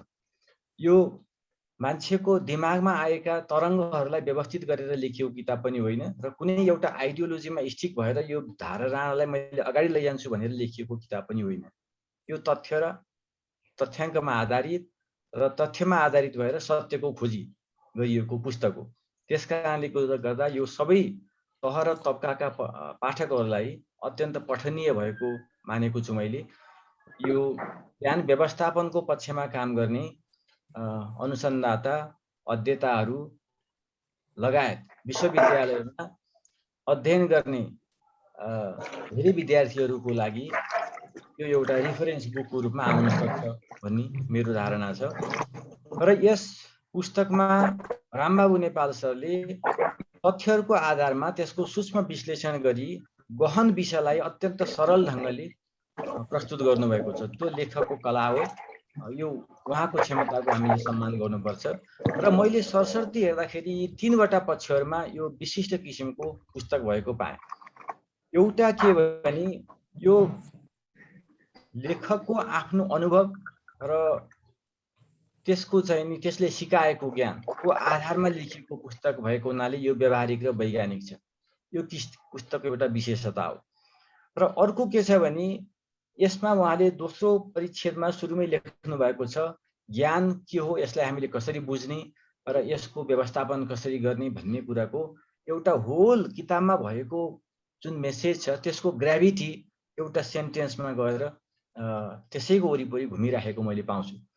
र त्यसरी महत्त्वपूर्ण विचारलाई प्रस्तुत उपयुक्त ठाउँमा उहाँले जसरी राखिदिनु भयो र त्यसैमा रहेर उहाँले धेरै विश्लेषणहरू गर्नुभयो, त्यो प्रस्तुतिकरणको एउटा राम्रो शैली पनि हो उहाँको। र ज्ञान जहिले पनि बोधबाट चाहिँ उत्पत्ति हुन्छ। एकजना जर्मन दार्शनिकको चाहिँ भनाइ उल्लेख गरेर उहाँले लेख्नु भएको छ। र त्यो सुझबुझपूर्ण रूपबाट विकास र परिमार्जन हुँदै जान्छ र त्यो अन्तर्ज्ञानमा गएर विश्राम लिन्छ। यो अत्यन्त महत्त्वपूर्ण र मार्मिक भनाइ चाहिँ मैले महसुस गरेँ। र अहिले हामीले देख्छौँ विश्वमा नेपालकै कन्टेक्स्टमा हेर्ने हो भने पनि हाम्रो साक्षरता दर बढिरहेको छ, झन्डै 70% नागिसकेको छ। मान्छेहरूको औपचारिक शिक्षाको स्तर बढिरहेको छ। तर हामीले समाजमा हेऱ्यौँ भने अब धेरै विकृतिहरू पनि आइरहेका छन्। मौसम परिवर्तन, आर्थिक सङ्कट, आतङ्ककारी गतिविधि, राज्य संयन्त्रको अस्थिरता, अप्रभावकारिता, आप्रवासन, सङ्गठित अपराधहरू, जसको बारेमा रामबाबु सरले पनि विस्तृत रूपमा पुस्तकमा विवेचना गर्नुभएको छ।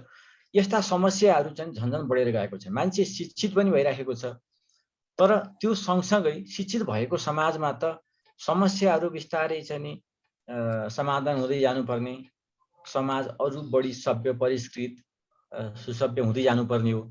तर हामीलाई यदाकदा धेरै समस्याहरू हामीले धेरै वर्ष अगाडिदेखि दशकौँदेखि नदेखेका समस्याहरू, नयाँ समस्याहरू पनि आइरहेका छन्।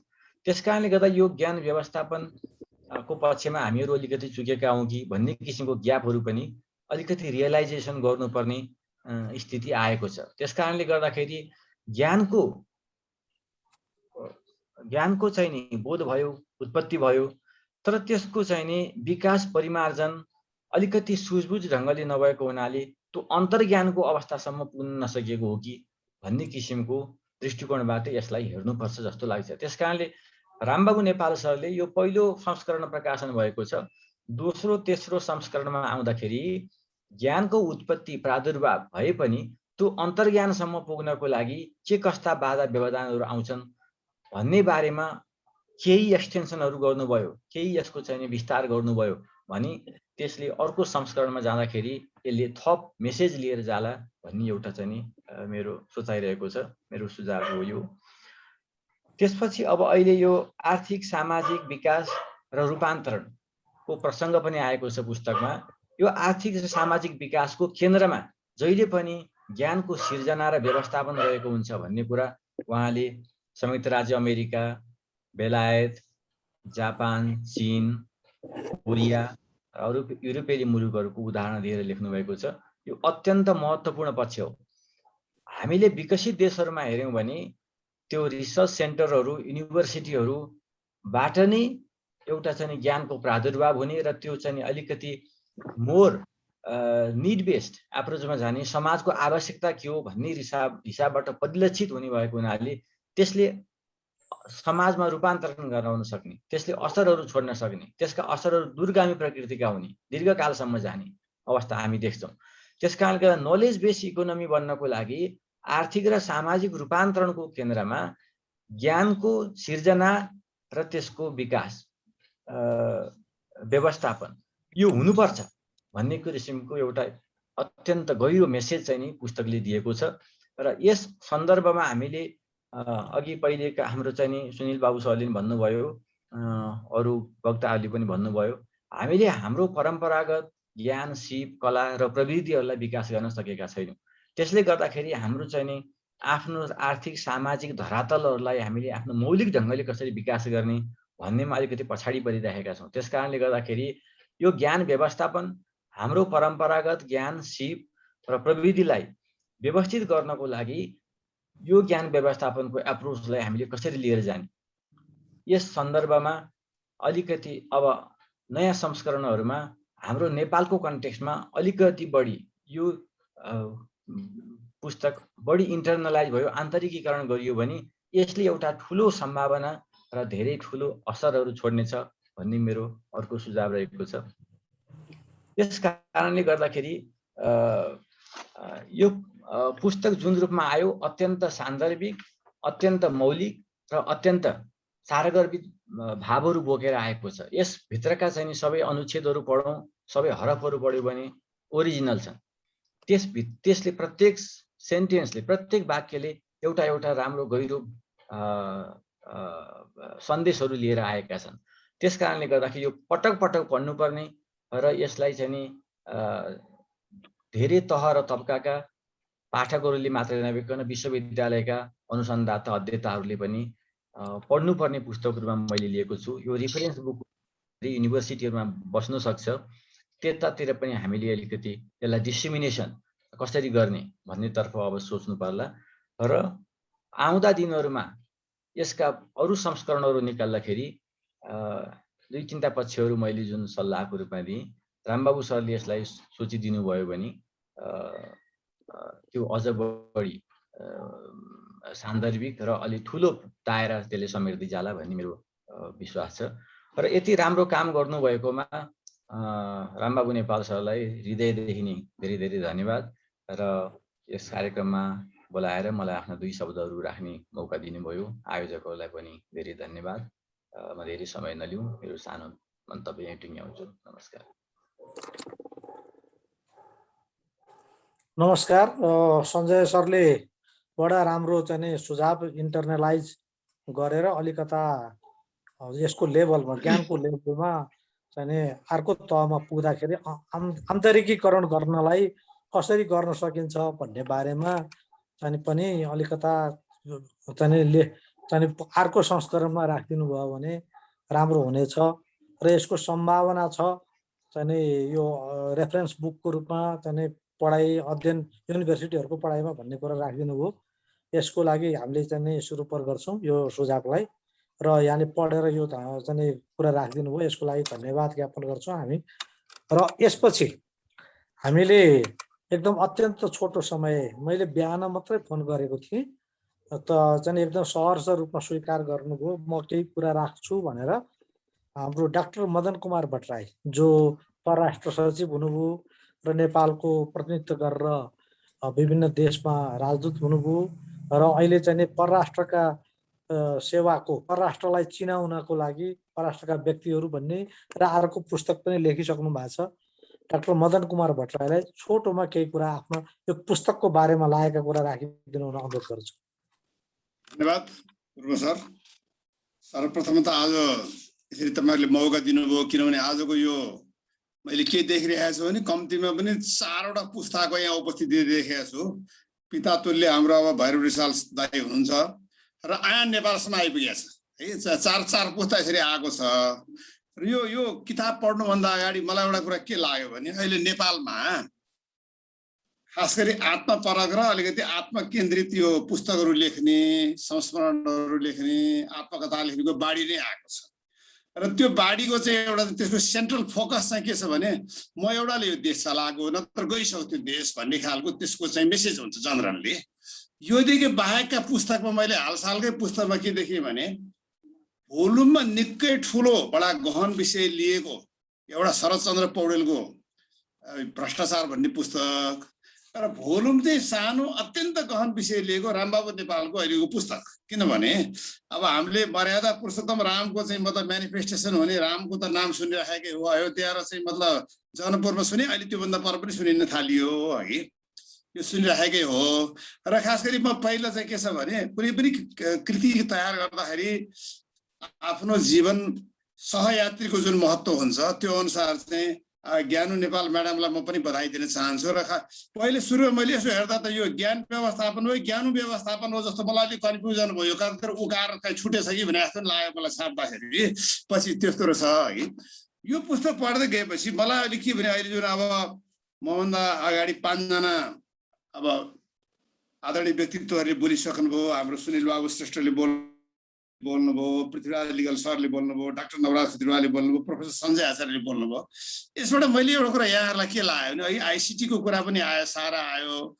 तर नेपालको एउटा विडम्बना चाहिँ के छ भने पुस्तकमा आउँछु के विडम्बना छ भने केही वर्ष अगाडि म चाहिँ जापानमा राजदूत भयो बेला एकजना मित्रलाई मैले भने ए तपाईँ कुन मन्त्रालय हुनुहुन्छ सर, अहिले सर्वभा हो भनेपछि मलाई फ्याँके भन्नुभयो। फ्याँके भने के भने त विज्ञान प्रविधिमा लग्यो भन्नुभयो क्या। विज्ञान प्रविधिलाई फ्याँक्या भन्ने किसिमको सोच हाम्रो छ। हुन त अहिले त शिक्षामा आएर जोडिएछ है, त्यही भएर हाम्रो त्यो त्यस्तो भएको। अघि चाहिँ म त भैरव दाइले चाहिँ निरक्षर र अज्ञानी र अभिज्ञले नेतृत्व गर्छन् भन्नुभयो क्या। मलाई त्यसमा एउटा कुरा मलाई झल्झल्ती के लाग्छ भने 2007 सालको टाइममा हामी कहाँ 2.5 दर्जनभन्दा बढ्ता मान्छे चाहिँ एमए पास गरेको थिएन होला मेरो आफ्नो अनुमानमा। 30-32 जना 34 जना यस्तै थियो होला। त्यो बेलाको नेतृत्व हेर्नु साथै पढे लेखेका हुने, अहिले चाहिँ लाखौँ लाख हुँदाखेरि चाहिँ नेतृत्व नपढे भने के भएर छ? यो चाहिँ मतलब झुकिया हो कि हाम्रो बा चाहिँ हामी अर्कोतिर गएको छौँ जस्तो मलाई यताउति लाग्छ है। अब यसपछि अब विषयवस्तु जानुभन्दा अगाडि रामबाबु सरसँग मेरो चिनजानी भएको भर्खर 43 वर्ष भएछ। त्यसपछि हाम्रो चाहिँ मतलब अब जागिरको दौरानमा चिनजानी भयो, त्यसपछि गएर भेटघाटमा चिनजानी भयो, विभिन्न भयो, एउटै गाउँमा बसियो, विभिन्न हुँदै एकचोटि चाहिँ रामबाबु सरले र चाहिँ ज्ञानु म्याडमले एकदम मिठो खाना खुवाउनु भयो। हेकमा गएर पनि खाना खान पुगिएको थियो, त्यो आतिथ्य पनि यसरी पाइएको थियो है। यसको साथसाथै चाहे कलेजमा भनौँ यो किसिमले हामीले गरिरहेका छौँ। अब यो पुस्तकमा जाँदाखेरि पुस्तकको यो जुन कभर छ नि अत्यन्त आकर्षक छ। कभर यति आकर्षक छ कि जम्मा अब यसको 197 पेजभित्र यो अटाएको छ। 325 रुपियाँ यसको दाम राखेको छ। यो पुस्तकले चाहिँ उहाँले सैद्धान्तिक र व्यावहारिक पक्ष सबैलाई अँगालेर लेख्नु भएको छ। र त्यो पुस्तकले चाहिँ के छ भने झट्टै हेर्दाखेरि अत्यन्त जटिल र प्राविधिक विषय जुन छ यो किसिमले यो नलेज व्यवस्थापन जुन छ एउटा जुन छ ज्ञान व्यवस्थापन त्यसलाई अत्यन्त सरल भाषामा सबैले बुझ्ने भाषामा उहाँले लेख्नु भएको छ। त्यो मलाई असाध्यै राम्रो लाग्यो। एउटा पार्ट त्यो भयो। अर्को चाहिँ यो गर्दा गर्दै कहिलेकाहीँ कस्तो गर्यो भने आँखा परिहाल्दो रहेछ। उहाँले 60वटा चाहिँ मतलब पाठ टिप्पणी र 40वटा रेफरेन्स मेटेरियल राख्नु भएको छ। 42औं चाहिँ पाठ टिप्पणी मेरो पनि नाम राखिदिनुहोस् उहाँले है। त्यस कारण फेरि म उहाँप्रति आभारी छु, किनभने उहाँले के कुरा लिनुभयो भने नेपालमा जति पनि पुरानो चाहिँ रेकर्ड राख्ने व्यवस्था छ सकेसम्म व्यवस्थै छैन। भइहाल्यो भने पनि पाएको कागज चोरचार पारेर घरतिर लाने, जबकि त्यो चाहिँ कुनै सेन्ट्रल एजेन्सीमा राख्यो भने त्यसको प्रामाणिकता झन् महत्त्वपूर्ण हुन्छ भन्ने कुरा हामीले बुझ्दैनौँ। घरमा लगेर राख्ने हाम्रो बानी छ है। एउटा कुरालाई उहाँले मैले लेखेको कुरालाई उहाँले चाहिँ कोट गरिदिनु भएको छ, त्यसको लागि म उहाँप्रति आभारी छु। एउटा कुरा त्यो हो। त्यसपछि अरू केही कुराहरू यहाँमा अघि आयो, परम्परागत र रैथाने ज्ञानको कुरा आयो, 24 देखि 29 पेजसम्म उल्लेख भएको छ। यसमा चाहिँ के भने मलाई झट्ट के आयो भने परम्परागत प्रविधि भनेर प्रोफेसर छविलाल गजुरेले करुणाकर वैद्यको एउटा पुस्तक आएको थियो, असाध्य राम्रो। अघि भैरदावले नै मोही पार्नुदेखिको लिएर चाहिँ घार बनाउनुदेखि लिएर दुनियाँ चिज त्यसमा छ। त्यो पुस्तकले सायद मदन पुरस्कार पनि पाएको थियो। त्यो मलाई झट्ट याद आयो त्यो कुरा।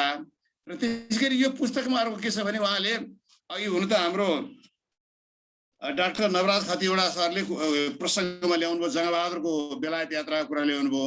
यहाँ जङ्गबहादुरको गिद्धे प्रेसलाई पनि छोइदिएको छ, छापा युगमा, विभिन्न किसिमको युगमा, बाणी र श्रुतिको युग, लेखन युग, छापा युग र विद्युतीय युग, अहिलेको युगमा 4वटा चाहिँ युगमा गर्दाखेरि उहाँले त्यसलाई पनि ल्याउनु भएको छ।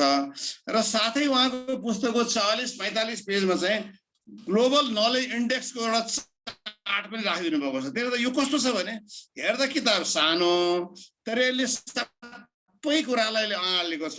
अब अहिले आए केही कुराहरू, अब उसको अब हाम्रो प्रोफेसर सञ्जय आचार्य सरले चाहिँ हामी उहाँले कुराहरू गर्नुभयो। उहाँले विभिन्न विषयमा अब कतिपय प्राकृतिक विकृति आयो होला, कति चाहिँ मानव सिर्जित विकृति आयो। त्यसमा चाहिँ एउटा कुरा यहाँलाई सञ्जय सरलाई के म के अरे आश्वासन दिन चाहन्छु भने हाम्रो कुटनीति पनि त्योभन्दा धेरै पछाडि छैन, हामी पनि त्यो सानो त्यो विकृतिभित्रै छौँ है। त्यस कारण त्यो कुरा पनि विचार गर्नुपर्ने छ है। यो एउटा छ। अब यसको साथसाथै मैले एउटा कुरा यहाँ लागेको के छ भने उहाँले पुस्तक लेख्दाखेरि जुन मेहनत गरेर यसलाई तादात्मकता ल्याउनु भएको छ, सैद्धान्तिक र व्यावहारिक पक्ष, आफ्नो अनुभव 36 वर्षको आफ्नो राष्ट्रिय र अन्तर्राष्ट्रिय जुन अनुभव भएको छ, त्यो सबैलाई उहाँले निचोडको रूपमा जो प्रस्तुत गर्नुभएको छ। अब कतिपय कुराहरू त्यसमा अब सुधार गर्न त जहिले पनि ठाउँ भइ नै हाल्छ। अब यी कुराहरूमा चाहिँ मलाई के लाग्छ भने आगामी दिनमा यहाँले चाहिँ अझ यसलाई चाहिँ यो कुरालाई अझ अगाडि बढ्दै जाओस् र यहाँको अरू पनि पुस्तकहरू जुन आउने यसलाई अझ पनि सफलता प्राप्त हुँदै जाओस् भन्ने मेरो एउटा धारणा छ। र साथै योभन्दा अगाडि बोल्नुहुने साथीहरू गेनाथ गौतमजी, उहाँ पनि आफ्नो पुरानो मित्र, हाम्रो गोपीजी हुनुहुन्छ, अरू थुप्रै साथीहरू हुनुहुन्छ यहाँ। अब अघि चाहिँ हाम्रो दामोदर लामिछाने सर हुनुहुन्छ, लामिछाने त मेरो ससुराली पनि पर्यो, त्यस्तो पर्न गयो है। त्यसै कारण यो विभिन्न कारणले अब यहाँ उपस्थित हुनुभएका सबै अग्रज, सहज, अनुज तिनै ग्रुपका मतलब अब शुभचिन्तक साथीहरू, मित्रहरू र यो सुन्नुहुने सबैहरूलाई म फेरि एकचोटि यो मौका पाएको बेलामा चाहिँ यस्तो मौका हातपति पर्दैन। आगामी बडा दसैँ, तिहार, छठ, त्यसपछि नेपालमा वर्षदेखिको लिएर विभिन्न किसिमको चाडबाडको अब आउँदछ। त्यसमा यहाँहरू सबैलाई शुभकामना र खास गरी अहिले कोरोनाले पीडित भएको जुन समाज छ त्यसमा भएका कतिपय समस्याहरू छन्। कतिपय हाम्रा साथीहरू यसमा आज रामबाबु सरको किताब सुन्न पाउँदाखेरि कति माधव घिमिरे हुनुहुन्थ्यो, कति साथीहरू हुनुहुन्थ्यो, कति बिचरा दिवंगत भइसक्नुभयो है। उहाँहरूलाई पुनः एकचोटि स्मरण गर्दै उहाँहरूको चाहिँ मतलब आत्माको चिर शान्तिको कामना गर्दै यो अब यो आउँदो जुन चाडबाडमा यहाँहरू सबैलाई शुभकामना दिँदै रामबाबु सरको यो प्रयासलाई चाहिँ मतलब एकदमै मतलब यसको लागि चाहिँ म यहाँलाई हार्दिक बधाई दिनुको साथै अब यो यहाँको लेखन कार्यमा उत्तरोत्तर प्रगति होस् भन्दै म आफ्नो छोटो भनाइ यिनी अन्त गर्छु। धेरै धेरै धन्यवाद।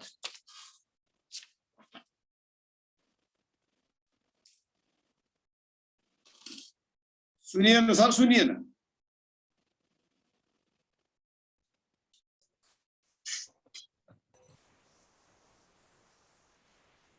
अब त सुनियो सर। गोपीजी हुनुहुन्छ? हजुर हजुर हजुर गोपीजी गइसक्नु भयो कि गोपीनाथ मैनालीज्यू? 8 बजे अर्को कार्यक्रम छ भन्नुभएको थियो, जानुभयो होला। गइसक्नु भयो जस्तो चाहिँ। ल ठिक छ। अब हामीले भनेको समय पनि घर्किसकेको छ, अलिकति 8 बज्न लागिसकेको छ। अब हामी धेरै समय चाहिँ नि अब लिँदैनौँ, हामीले 7:45 मा सक्ने भनेको थियौँ, अलिकति लामो भयो। अब त्यत्रो भइसकेपछि यो पुस्तकैको लेखकबाट पनि केही कुरा किन लेखियो, के थियो भन्ने कुरा छोटोमा सुन्नु चाहिँ सान्दर्भिकै होला। नत्र भए सबै चाहिँ हाम्रो परम्परा नै किताबको चाहिँ मा अरू मन्तव्य आएपछि लेखकले लेख्नु पछाडिका चाहिँ भन्छन् नि रचना गर्व चाहिँ अलिकता छोटोमा राखिदिन अनुरोध गर्दछु।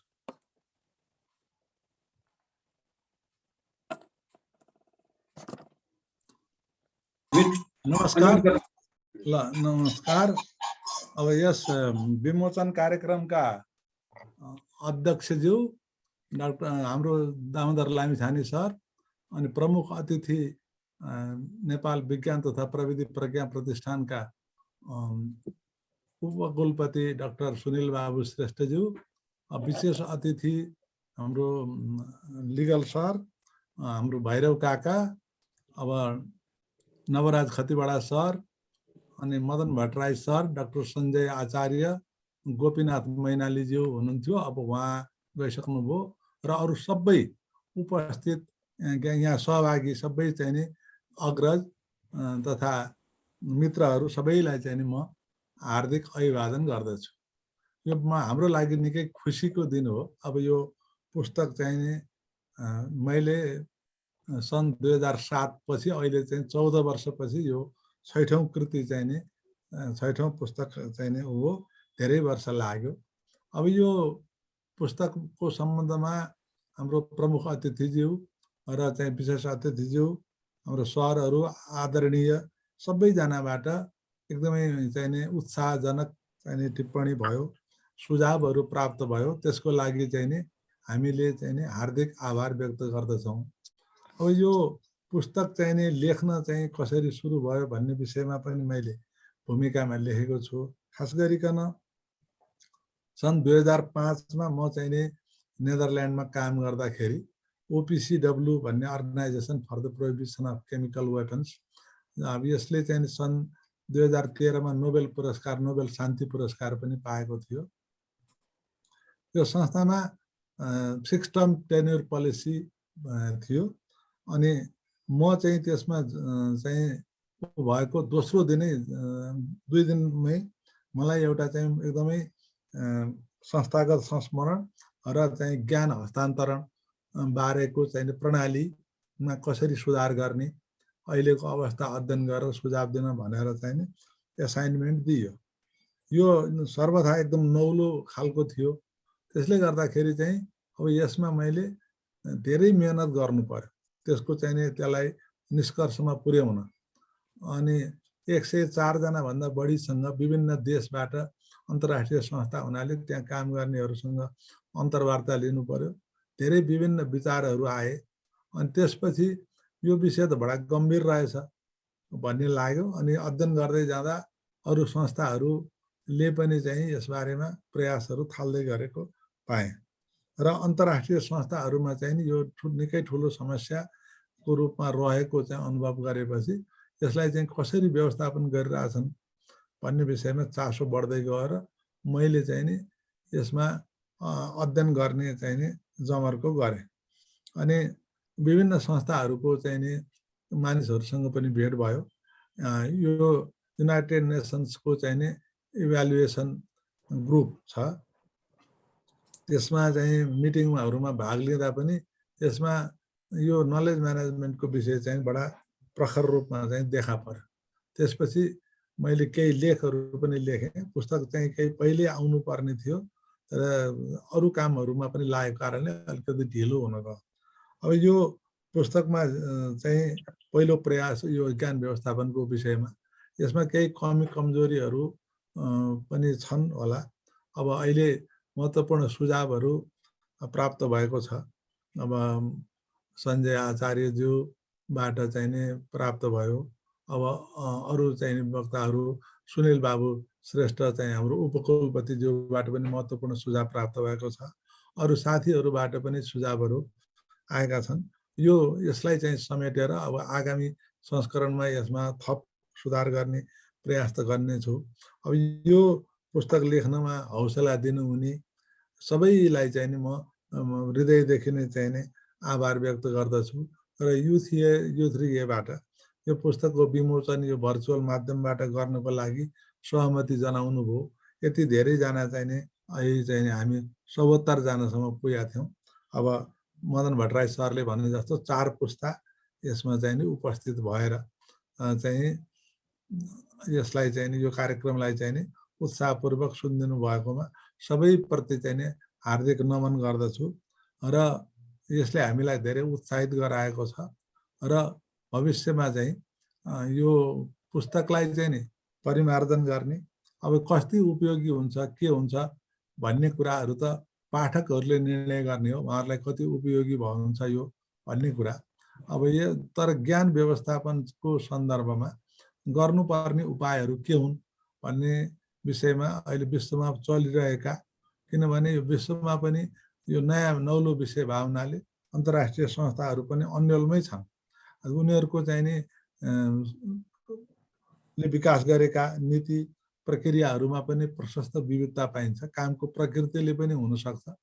अब तर हाम्रो नेपालको सन्दर्भमा पनि हामीले एकदमै यसमा गम्भीर हुनुपर्ने देखिन्छ। त्यसैले चाहिँ यसमा अब के गर्नुपर्छ भन्ने विषयमा पनि च्याप्टर 7 मा चाहिँ नि अलिक 7औं चाहिँ नि परिषदमा चाहिँ केही प्रयास गरिएको छ, केही प्रकाश पार्ने प्रयास गरिएको छ। अब यसमा चाहिँ नि आएका सुझावहरूलाई परिमार्जन गर्ने र यसलाई चाहिँ अभ्यासमा ल्यायो भने ज्ञान व्यवस्थापनमा हामी कहाँ पनि सुधार आउन सक्छ भन्ने मेरो विश्वास छ। अब समय पनि धेरै भइसकेको हुनाले अब सबैप्रति यो सुझाव दिनुहुने सबैप्रति चाहिँ हार्दिक कृतज्ञता ज्ञापन गर्दै आफ्नो भनाइ यही विसर्जन गर्छु। हस्, धेरै धन्यवाद। हस्, अब हामी अब यो अनि अन्तर्क्रियात्मकै कार्यक्रम चाहिँ नि बनाउन खोजेको हो। यसमा चाहिँ नि अब धेरै समय हामीसँग अब नलिउँ र केही यो पुस्तकको बारेमा दुईटा कुरा चाहिँ नि अब हामीसँग जरुरी छ।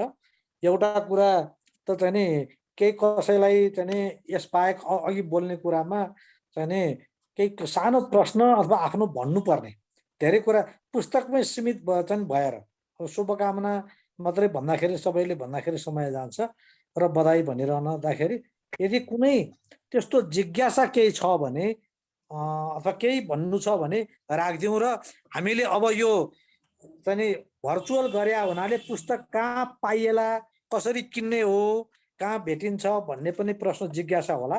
त्यसको बारेमा यहाँहरूले चाहिँ आफ्नो नम्बर चाहिँहरू दिनुभयो भने वितरणको व्यवस्था चाहिँ कसरी गर्ने भन्ने बारेमा हामीले सोच्नुपर्ने हुन्छ। सायद चाहिँ डेलिभर गर्ने अथवा कुनै पुस्तक पसलमा हामी राखिदिन्छौँ यहाँबाट लिनुहोस् भनेर भन्नुपर्ने अवस्था आउँछ। भनेर भयो नि भिनाज हजुर, त्यो कहाँ पाइन्छ, बुक कहाँ पाइन्छ भिनाज एकचोटि भन्दैन न। यो पुस्तक चाहिँ नि मैले आज चाहिँ छोडेर आएको छु, पैरवीमा पनि छ, प्रदर्शनी मार्गमा उन्नति पुस्तक भण्डार भन्नेमा त्यो साझाको पसलनी र पुस्तक पसलमा पनि छ। अनि त्यसपछि पाठ्य सामग्री पसल घण्टाघरमा पनि छ। उन्नति पुस्तक पसल भिनाज हजुर, त्यो चाहिँ नि साझाको चाहिँ उ छ नि पसल चाहिँ नि प्रदर्शनी मार्गमा भ्रिकुटी मण्डपमा। हजुर हजुर, हो त्योसँग जोडिएको पसलमा पनि छ, त्यहाँ दुईटा पसलमा छ, पैरवीमा पनि छ, अनि घण्टाघर नेर चाहिँ नि त्यो पाठ्य सामग्री पसलमा पनि उपलब्ध छ। हस् हस् भिनाज, मैले त्यहाँ गरेको छु।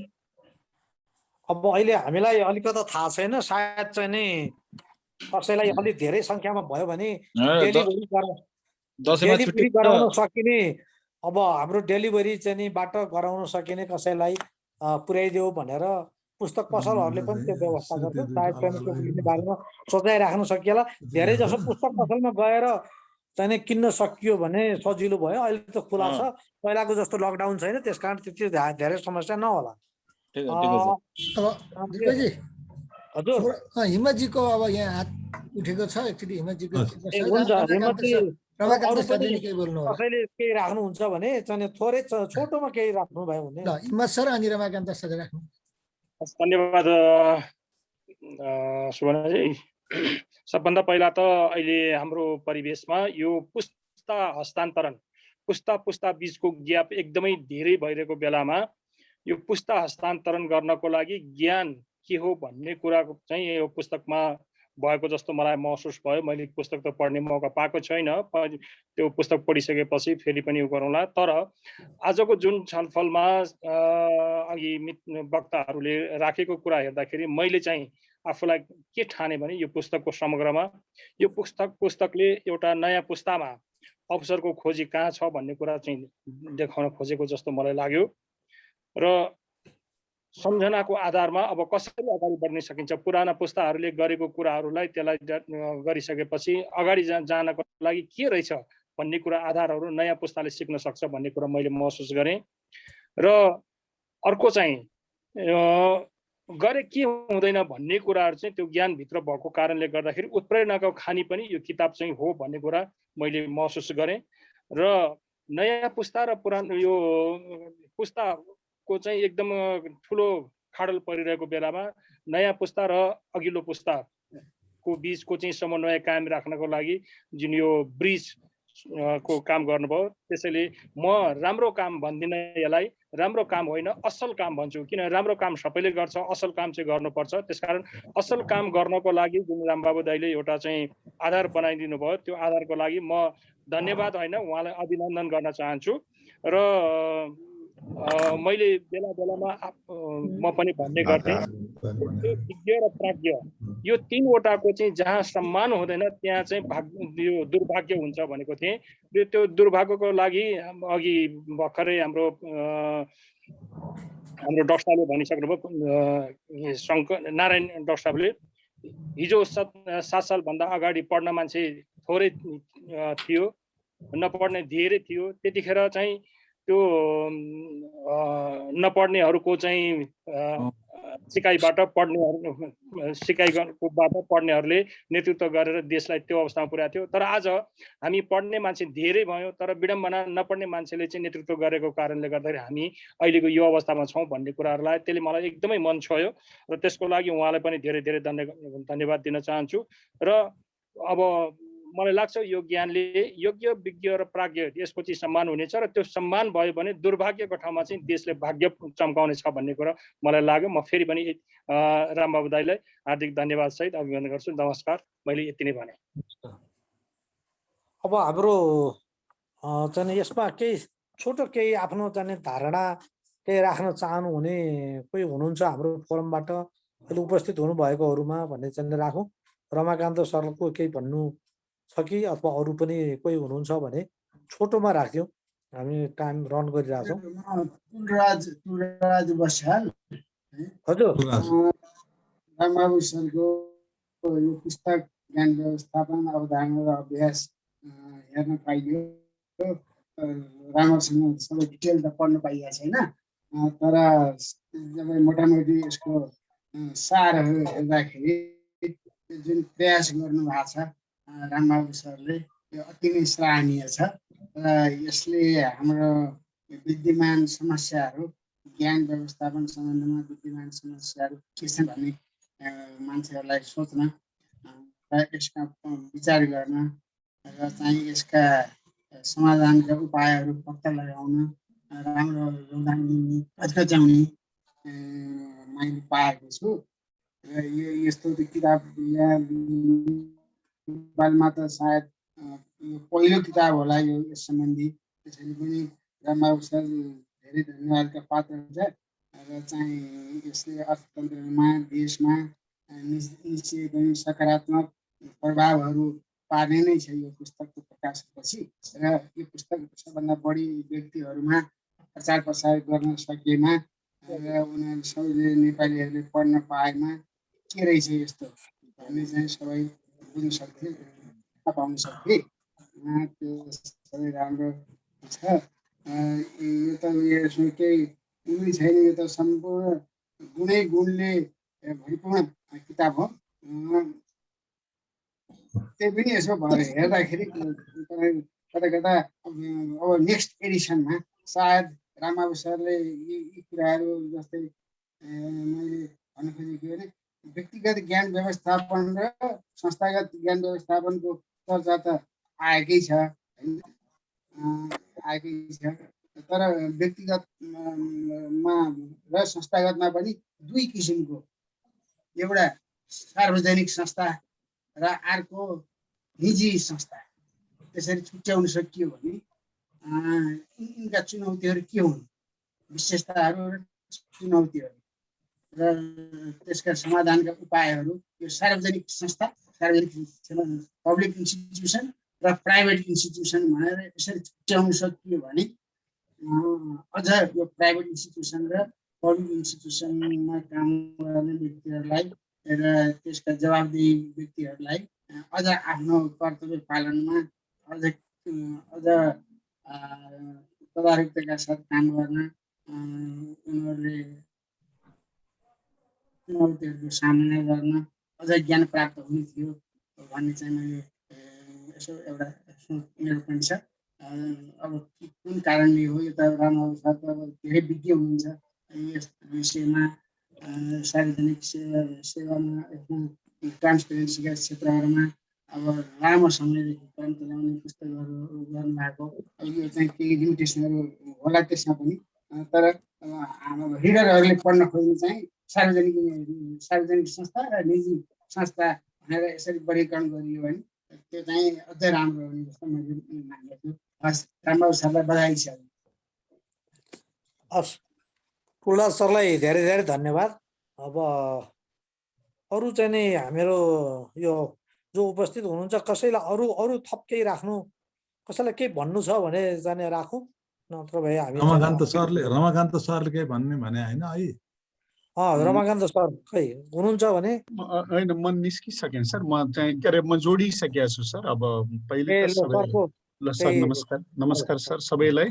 सर्वप्रथम सर्जक रामबाबु नेपाल सर र अब उहाँको जीवन सङ्गिनी ज्ञानु नेपाल, अनि भाइ ध्रुव नेपाल, छोरा बुहारी निर्मल, प्रमिला, कल्याण, प्रतिमा, उहाँहरू सबैलाई म हार्दिक बधाई ज्ञापन गर्न चाहन्छु। रामबाबु नेपाल, ज्ञानु नेपाल उहाँहरूको चाहिँ अर्को सन्तान जन्मिया छ भन्ने लाग्छ मलाई। यो पुस्तक चाहिँ यो ज्ञान व्यवस्थापन एउटा सन्तान जत्तिकै प्यारो हुन्छ भन्ने लाग्छ। म बधाई ज्ञापन गर्न चाहन्छु उहाँलाई चाहिँ यो पुस्तक लेख्नमा। दिवाकर महेन्द्र, गेहनाथ, धीरकुमार श्रेष्ठहरूले धेरैले सहयोग गर्नुभएको रहेछ, उहाँहरूलाई पनि हार्दिक बधाई ज्ञापन गर्न चाहन्छु। र उहाँहरूले चाहिँ अब उहाँका माता पिता चाहिँ शोभाकान्त नेपाल, सुशीला नेपाल, उहाँहरूप्रति हार्दिक श्रद्धा सुमन व्यक्त गर्न चाहन्छु, जसले यस्ता चाहिँ बडा सुप्रसिद्ध एकदम लोक प्रसिद्ध सन्तान जन्म दिनुभयो। उहाँहरू चाहिँ श्रद्धा सुमन व्यक्त गर्न चाहन्छु।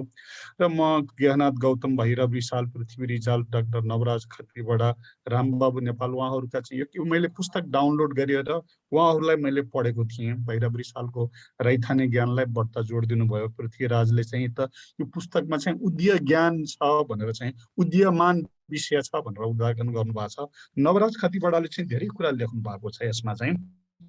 र उहाँले चाहिँ जुन वीरेन्द्र मणिको चाहिँ चर्चा गर्नुभएको छ, वीरेन्द्र मणि पौडेल भन्ने चाहिँ चितवनकै मान्छे हुन्, नारायणी टुडे चाहिँ लेखिरहन्छन्। र अघि चाहिँ ज्ञानको चर्चा भयो। वास्तवमा औपचारिक धेरै चाहिँ पढ्नु पर्दैन, मान्छे मेहनत गर्ने लागिरहने भन्यो भने उनी चाहिँ मेरो म्याडमले चाहिँ 3-4 वर्ष अगाडि 5 वर्ष अगाडि हो पढाएको। उनी 6-7 क्लासमा चाहिँ पढ्दै थिए। उनी पाको उमेरमा 50 को वरिपरि होइन त उनले पढेको, वीरेन्द्र मणि पौडेलले नारायणी टुडेको 50 उनी 7 क्लासमा पढ्दै थिए। उनी 50 को वरिपरि थिए। उनी सम्भवतः उनले अहिले एसएलसी पास गरे कि गरेनन् के गरे अघि। उनी बडा चर्चित पत्रकार हुन्। नारायणी टुडे नेपालको निकै चितवनको निकै पुरानो पत्रिका हो। अब त्यो पत्रिकाकोले हिमालय संसदलाई प्रभावित गरेछ। त्यो विचारले चाहिँ अब त्यहाँ कति धेरै चाहिँ तहल्का मच्चाएछ। उनी धेरै पढ्नु पर्दैन भन्ने कुरो, उनी मुस्किलले चाहिँ एसएलसी गरे कि गरेका छैनन्। उनलाई हाम्रो चाहिँ नारायणी स्कुल अहिलेको नमुना स्कुलमा पढेका विद्यार्थी हुन्। एउटा यो ज्ञानको विषयमा यो एउटा प्रसङ्ग जोडिएको रहेछ, त्यसकारण मैले सम्झना गरेँ। अर्को यहाँ अघि चाहिँ ज्ञानु म्याडमको विषयमा चाहिँ बधाईको चर्चा भयो। यहाँ एउटा चाहिँ ठ्याक्कै यस्तै प्रसङ्ग चितवनमा एकजनाले चाहिँ आफ्नो कसैको जीवनी कथा लेखिरहँदाखेरि उहाँको श्रीमतीले चाहिँ दुनियाँका कथा लेख्नुहुन्छ, हाम्रो कथा कसले लेख्ने भनेर आफ्नो श्रीमतीले भनिसकेपछि अनि तिम्रो कथा लेख्ने विचार छ भन्दा कति लेख्ने मन छ, कति लेख्ने मन छ, मेरो कलम चल्दैन, यस्ता किताब भन्दा त मेरो किताब कसैले लेखिदिने हो भने कति राम्रो किताब हुन्थ्यो होला भनेर भनिसकेपछि अनि उहाँको पतिले शालिग्राम पौडेलले उनैको विषयमा किताब लेखिदिनु भयो र उनको कथा भनेर लेखिदिनु भयो। त्यो किताब चितवनमा बहुत चर्चित भयो। जसले चाहिँ उहाँले चाहिँ लेख्न पढ्नै जान्नुहुन्न, उहाँले बोलेको कुरा रेकर्ड गरेर श्रीमानले लेखिदिएपछि त्यो किताब बहुत चर्चित भयो। उहाँले चाहिँ समाजमा चाहिँ उहाँले सिङ्गो समाजको आफूले जन्म हुँदाखेरिको आफूले भोगेको, आफूले धारा पानी गरेको, आफूले चाहिँ श्रीमान के अरे को खुट्टामा तेल लगाएको, सासू ससुरालाई सम्मान गरेकोदेखि लिएर आफूले भोगेको कथा तत्कालीन समाजको चाहिँ जुन यहाँ रैथाने ज्ञानको चर्चा भयो, त्यो सबै कुरा त्यो रैथाने ज्ञानमा आयो। रैथाने ज्ञान लेख्नको बताउनको लागि पढ्ने, अब अहिले त आजले युट्युबमा अन्तर्वार्ताको कुरा आयो, अब त पढ्न लेख्नै परेन।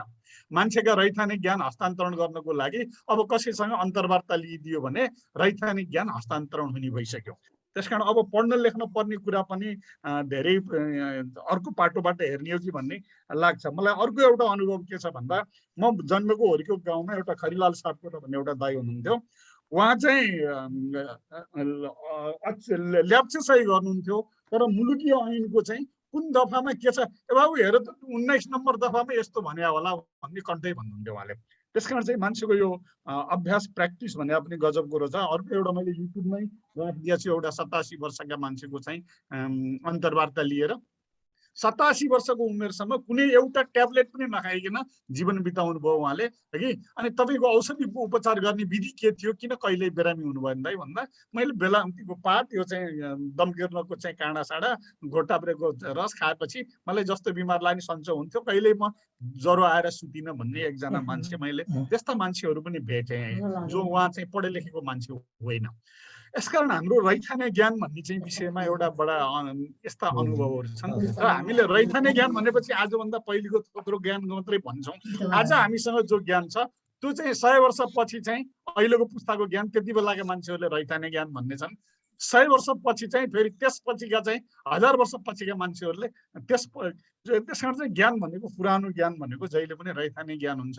एउटा ज्ञानमा चाहिँ टेकेर अर्को ज्ञान उब्जनी हो। त्यसकारण चाहिँ रैथाने ज्ञान केही विषयमा जे चर्चा भएको छ त्यो बडा महत्त्वपूर्ण कुरा छ। र यहाँ रैथाने ज्ञानको कुरा मात्रै छैनन्, यहाँ अब वर्ल्ड ब्याङ्कका, एडिबीका लगायतका अर्थशास्त्रका कुराहरू पनि यो किताबभित्र, वर्ल्ड ब्याङ्क, एडिबी, युएन अनि अरू युनिभर्सिटीमा भएका बौद्धिक ज्ञानका कुराहरू पनि छन् भन्ने कुरो चाहिँ पनि यहाँ चाहिँ सायद त्यति धेरै चर्चामा आएको छैन। र यसमा चाहिँ उहाँले चाहिँ ज्ञान व्यवस्थापन प्रणाली भनेर एक ठाउँमा लेख्नु भएको छ उहाँले 175 पेजमा। वर्तमान स्थितिको समीक्षा, रणनीति, पद्धति, स्रोत के हुन, शक्ति जनशक्ति व्यवस्थापन कसरी गर्ने भन्ने एउटा चाहिँ त्यो बहुआयामिक ट्री चार्ट नै बनाएर, एउटा फिगर नै बनाएर त्यसको सबै व्याख्या गर्नुभएको छ। मलाई के लाग्छ भन्दा यो पुस्तकको चाहिँ विषयमा विमोचन भयो र एउटा चाहिँ बाहिरबाट यसको लागि छाम्ने काम भयो।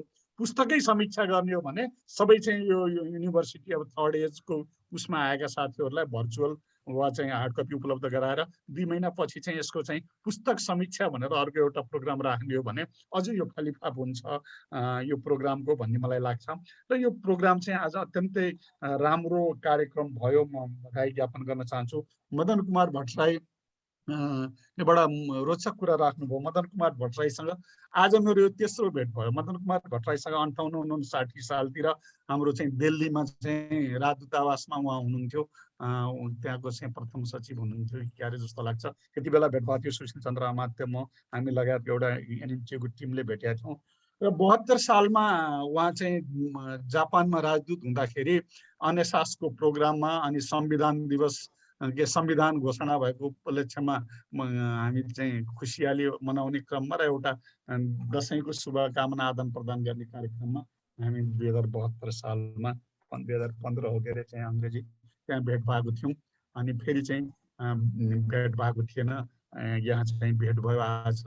उहाँको चाहिँ प्रस्तुति र उहाँको चाहिँ पुस्तक परराष्ट्रका पात्रहरू भन्ने चाहिँ त्यो पुस्तक मैले पनि पढेको छु। त्यो पुस्तक पढेर पनि उहाँले चाहिँ रामबाबु सरले यो पुस्तकको विषयमा, यो पुस्तकमा सन्दर्भ सामग्री बनाउनु भएको छ र विष्णु प्रभातको चाहिँ पनि पुस्तक सामग्री बनाउनु भएको छ। त्यसकारण चाहिँ यो मलाई बडा राम्रो चाहिँ समीक्षाहरू भयो, धेरै विद्वानहरूले राम्रो समीक्षा राख्नुभयो, उहाँहरू सबैलाई हार्दिक कृतज्ञता ज्ञापन गर्न चाहन्छु। र अघि चाहिँ हाम्रो प्रोफेसर सञ्जय आचार्यले भने जस्तै पहिले कन्सेप्ट फर्मेसन हुन्छ, त्यसपछि चाहिँ या त अन्डरस्ट्यान्डिङ हुन्छ, त्यसपछि पर्सेप्सन हुन्छ, अनि चाहिँ कग्निसन हुन्छ, संज्ञान हुन्छ, अनि संज्ञान भइसकेपछि चाहिँ अनि त्यो सिपमा परिणत हुन्छ र अनि एटिच्युडमा परिणत हुन्छ भन्ने चाहिँ एउटा मान्यता रहेछ। त्यसो भएर चाहिँ यो युनेस्कोले नि के भन्छ भन्दा यो एजुकेसनका 4 पिलर हुन्छन्। एउटा नलेज हुन्छ, नलेज चाहिँ ले मात्रै काम दिँदैन, स्किलमा चेन्ज हुनुपर्छ, त्यसपछि त्यसले व्यवहारमा रूपान्तरित हुनुपर्छ, एटिच्युडमा चेन्ज ल्याउनुपर्छ, अनि त्यसपछि बल्ल चाहिँ नलेज कामयाबी हुन्छ भन्ने हुँदो रहेछ। त्यसमा चाहिँ नलेजलाई चाहिँ गएर स्किल र एटिच्युड, धेरै जानेका मान्छेहरूबाट पनि परिणाम राम्रो निस्केन अन्तिममा भने के भन्छ के अरे परिणाममुखी व्यवस्थापन भन्छ नि, रिजल्ट बेस्ड म्यानेजमेन्ट।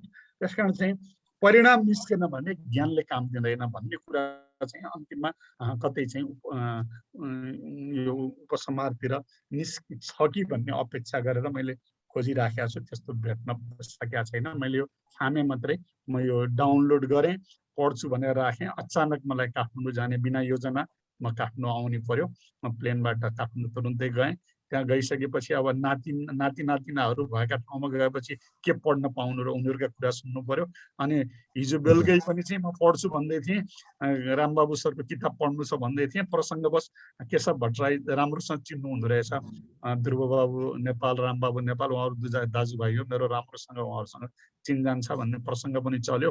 अनि एकछिन त मैले त्यो डाउनलोड गरेको चाहिँ ल्यापटप त लिएरै गएको थिएँ, एकछिन त पढेँ तर नातिनीहरूले पढ्न दिएन। बिहान उठेर चाहिँ म तुरुन्त आउनु थियो।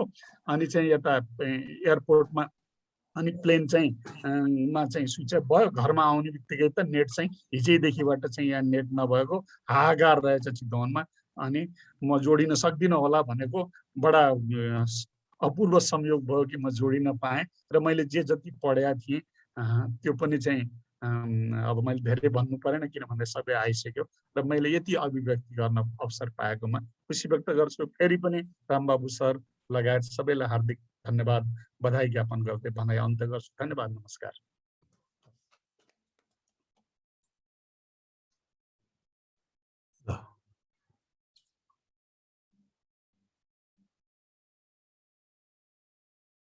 है त कोही सरले रमाकान्त सरले यत्रो बेफुर्सद चाहिँ धेरै चाहिँ बिचमा हिँड्नु पर्दाखेरि पनि यो पुस्तकलाई पढेर एकदम चाहिँ राम्रोसँग पर्गेली दिनुभएको रहेछ र सुझाव पनि राम्रो सुझाव आयो।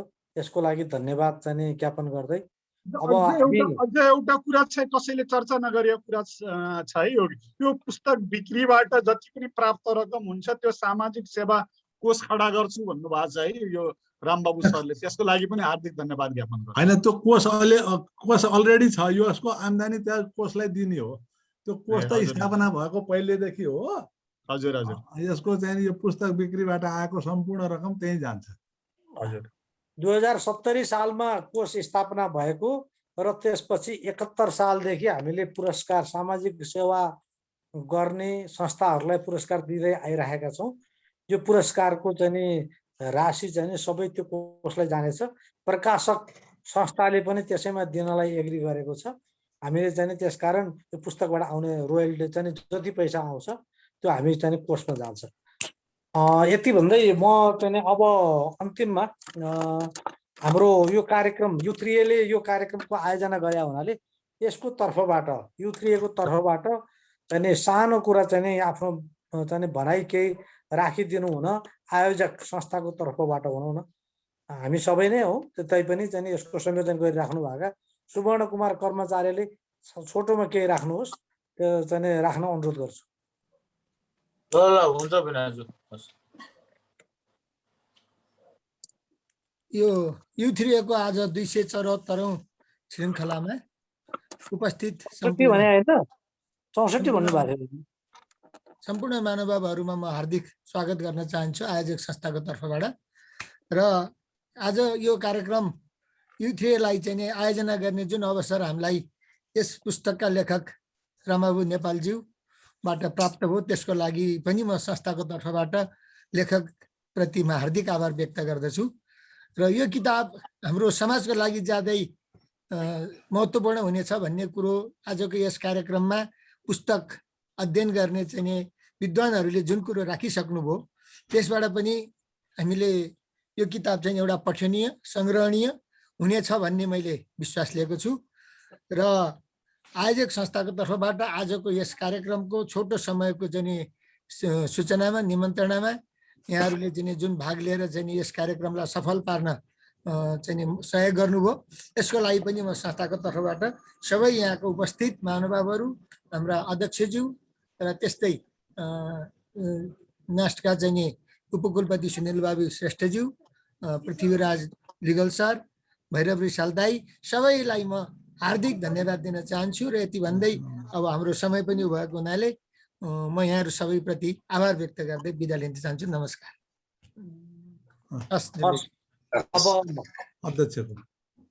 अब हाम्रो यो कार्यक्रम अब हामी समापनको चाहिँ डिलमा आइपुगेका छौँ। अब यसलाई धन्यवाद ज्ञापन गर्दै चाहिँ आजको यसलाई चाहिँ कार्यक्रमलाई समापन गरिदिनु हुन आजको कार्यक्रमको अध्यक्षता गरिराख्नु भएका हाम्रा वरिष्ठ युत्रिएका वरिष्ठ चाहिँ सहभागी दामोदर लामिछाने सरलाई चाहिँ अनुरोध गर्छु। सायंकालीन नमस्कार। आज उपस्थित हुनुभएका मुख्य अतिथि तथा विद्वत्वर्ग र लेखक स्वयंलाई चाहिँ नि म एकदम स्वागत गर्दै 2-4 शब्द बोल्न मलाई पनि मन लाग्यो, म बोली पनि हाल्दछु। आज विशेष यो किताब मैले अध्ययन त गर्न पाएको छैन, मलाई पठाइदिनु होला भने उहाँले अब के अनुकूल पर्यो र चाहिँ नि PDF फाइल पठाउन सक्नु भएन र म घरमा पनि छैन, अहिले म होटलमा बसिराखेको छु, तर पार्टिसिपेट गर्न पाएँ, यही नै ठुलो चाहिँ नि कुरा हो। र यो किताबको बारेमा हाम्रो अब मुख्य अतिथिज्यूले पनि बोलिसक्नुभयो, भैरव दाईले बोलिसक्नुभयो, धेरै विद्वतजनले बोलिसक्नुभयो, तर म एउटा सानो शब्दलाई लिएर चाहिँ नि सोचिरहेको थिएँ, त्यो ज्ञान भन्ने शब्द। यो ज्ञान भन्ने कुरा चाहिँ नि मैले करिब चाहिँ नि जीवनभर बुझाएको थिइनँ, अब अलिअलि बुझ्न थाले जस्तो लागिरहेछ मलाई। हामीले चाहिँ नि यो एजुकेसन लिएर क्वालिफिकेसन प्राप्त गरिसकेपछि चाहिँ नि हामी एकदम नलेज पायौँ। अब हामी चाहिँ नि नलेज पाइसक्यो हुनाले ज्ञानी भयौँ भन्ने चाहिँ नि जो सोच राखेर यो समाज अगाडि बढिरहेको छ, मलाई त्यो चाहिँ नि कता कता होइन कि भने जस्तो पनि लाग्छ। र त्यसको पुष्टाइ चाहिँ नि होइन भैरव दाईले हाम्रो चाहिँ नि समाजमा ज्ञान कसरी पहिले प्राप्त गरेका थिए र त्यो ज्ञानलाई चाहिँ नि कसरी उपयोग गरिराखेका छन् भन्ने कुराको चाहिँ 2-4टा उदाहरण दिएर गर्नुभयो। र मलाई जहाँसम्म आउँछ यो लेख्ने पढ्ने भन्ने कुरा मानव विकासको क्रममा पछि आएको हो। पहिले त मान्छेले चाहिँ नि जीवन यापनको क्रममा कुन काम कसरी गर्ने भनेर त्यो काम गर्ने चाहिँ नि एउटा ज्ञान नभनौँ नलेजलाई चाहिँ नि सिके, त्यसलाई चाहिँ नि प्रयोगमा ल्याए, त्यो नलेजलाई कार्यान्वयन गर्नको निम्ति अहिले रमाकान्त सरले भने जस्तै चाहिँ नि स्किल चाहिँ नि डेभलप गरे। त्यो स्किल डेभलप गरिसकेपछि त्यो नलेज र त्यो स्किलको चाहिँ नि प्रयोग गर्दै गर्दै जाँदाखेरि एक्सपिरियन्स पाएर त्यो एक्सपिरियन्स पाइसकेपछि त्यो एक्सपिरियन्सलाई चाहिँ नि रियलाइजेसन गरे। होइन रियलाइजेसनको कुरा पनि आएको थियो, त्यो रियलाइजेसन गरेर त्यसलाई चाहिँ नि बारम्बार प्रयोग गरिसकेपछि चाहिँ नि त्यो रिजल्टेन्ट चाहिँ के हुन पुग्यो भनेदेखि त्यो ज्ञान हुन आयो। र त्यो ज्ञान भइसकेपछि किन हजारौँ व्यक्तिहरूले प्रयोग गरेर आइसकेपछि चाहिँ नि त्यो विधिमा, त्यो नलेजमा, त्यो स्किलमा चाहिँ अब डाउट गर्न पर्ने चाहिँ स्थिति नआइसकेपछि त्यसलाई ज्ञानको रूपमा धारण गरियो र चाहिँ नि त्यसलाई अनडाउटेडली सबले चाहिँ नि यो गर्दाखेरि यसको रिजल्ट यही नै आउँछ भन्ने चाहिँ नि त्यो स्योर भइसकेपछि चाहिँ नि त्यसलाई मान्छेहरूले आँखा चिम्लेर यहाँ पढ्नु पर्ने आवश्यकता पनि परेन, यहाँ जान्नु पर्ने आवश्यकता पनि परेन, त्यसलाई चाहिँ नि इनहेरिट गरेर कन्टिन्यू भएर गयो। र त्यसको परिणाम के आयो भनेदेखि अनि पुस्तक लेखनीका कुराहरू चाहिँ नि पछि आए, स्क्रिप्ट लेखनीका कुराहरू चाहिँ नि पछि आए भनेदेखि चाहिँ नि ज्ञान भनेको के हो भनेर चाहिँ नि हामी एकदम दर्शनमा जाँदाखेरि पनि हाम्रो शरीरका कुराहरू गर्दाखेरि चाहिँ नि पनि हामीले चाहिँ नि यो अन्न चाहिँ निबाट बनेको शरीर, हाम्रो यो प्राणवायुबाट बनेको शरीर, हाम्रो यो मन र विचारबाट बनेको शरीर, हाम्रो यो चाहिँ नि ज्ञानबाट बनेको शरीर र यो शरीरले चाहिँ नि कसरी आनन्द लिने भनेर ज्ञानको चाहिँ नि स्थान लिएर गएर चौथोमा राखिएको छ है।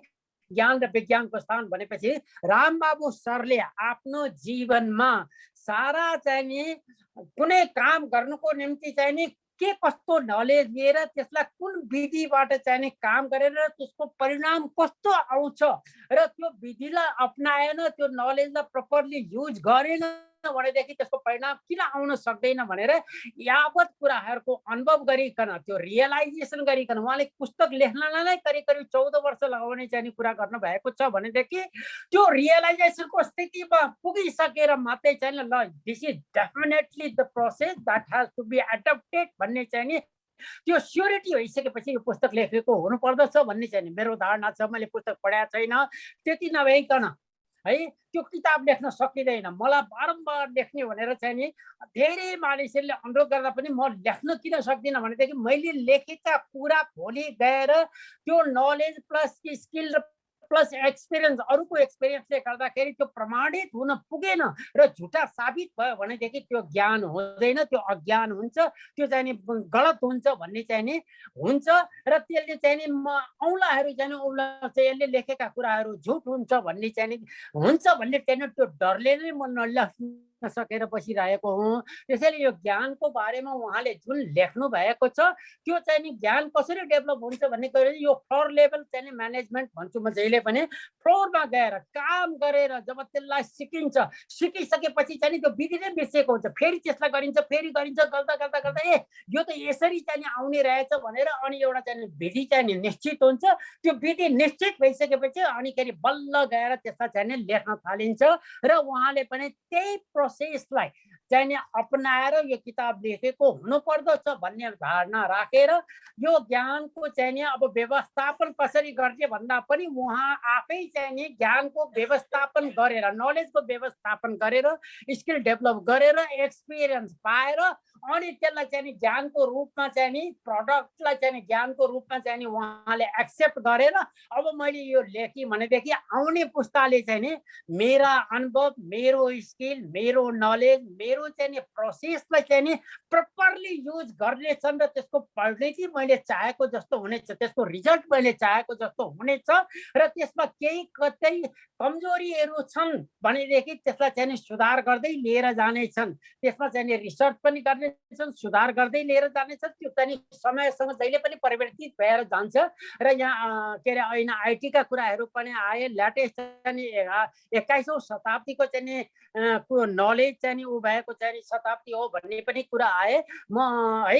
त्यसैले त्यसलाई चाहिँ परिमार्जित हुँदै जानेछ भनेर चाहिँ नि उहाँले त्यो विश्वास पनि लिनुभएको छ र उहाँले आफ्नै चाहिँ नि जीवनकालमा नै त्यसलाई परिमार्जित गर्दै लिएर जानुहुन्छ भन्ने विश्वासका साथ म उहाँलाई चाहिँ नि अब यो पुस्तक लेख्नु भएकोमा आफ्नो जीवनभरको चाहिँ नि नलेज, स्किल, एक्सपिरियन्स र त्यसलाई चाहिँ नि रियलाइजेसन गरेर त्यो प्रडक्टलाई चाहिँ किताबको रूपमा 164 पेजको किताबको रूपमा ल्याउनु भएकोमा म उहाँलाई चाहिँ नि मेरो तर्फबाट र चाहिँ नि युथ्रिएको तर्फबाट पनि धन्यवाद ज्ञापन गर्दछु है र म आफ्नो आभार पनि व्यक्त गर्दछु र आज जति पनि उपस्थित हुनुभएका मुख्य अतिथिवर्ग र सबै चाहिँ नि पार्टिसिपेन्ट्सहरूलाई मेरो तर्फबाट यो पदको दृष्टिकोणले होइन, म उमेर भएको दृष्टिकोणले होइन, म भन्दा पनि त्यस्तो चाहिँ नि त भैरव दाईहरू हुनुहुन्छ भनेर मैले अघि नै भनिसकेँ, मभन्दा पनि धेरै प्रबुद्ध वर्ग प्रोफेसर सरहरू हुनुहुन्छ भन्ने पनि देखिसकेका छ।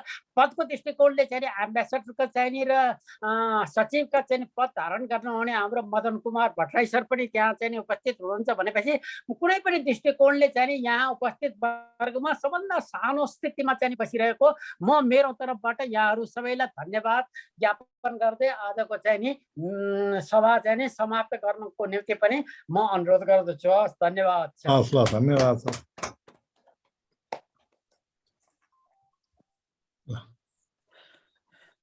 यतिमै आजको कार्यक्रम चाहिँ सबैलाई चाहिँ नि धन्यवाद अध्यक्षले गरिसक्नुभयो।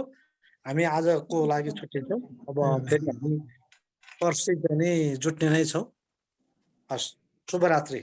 सबै प्रति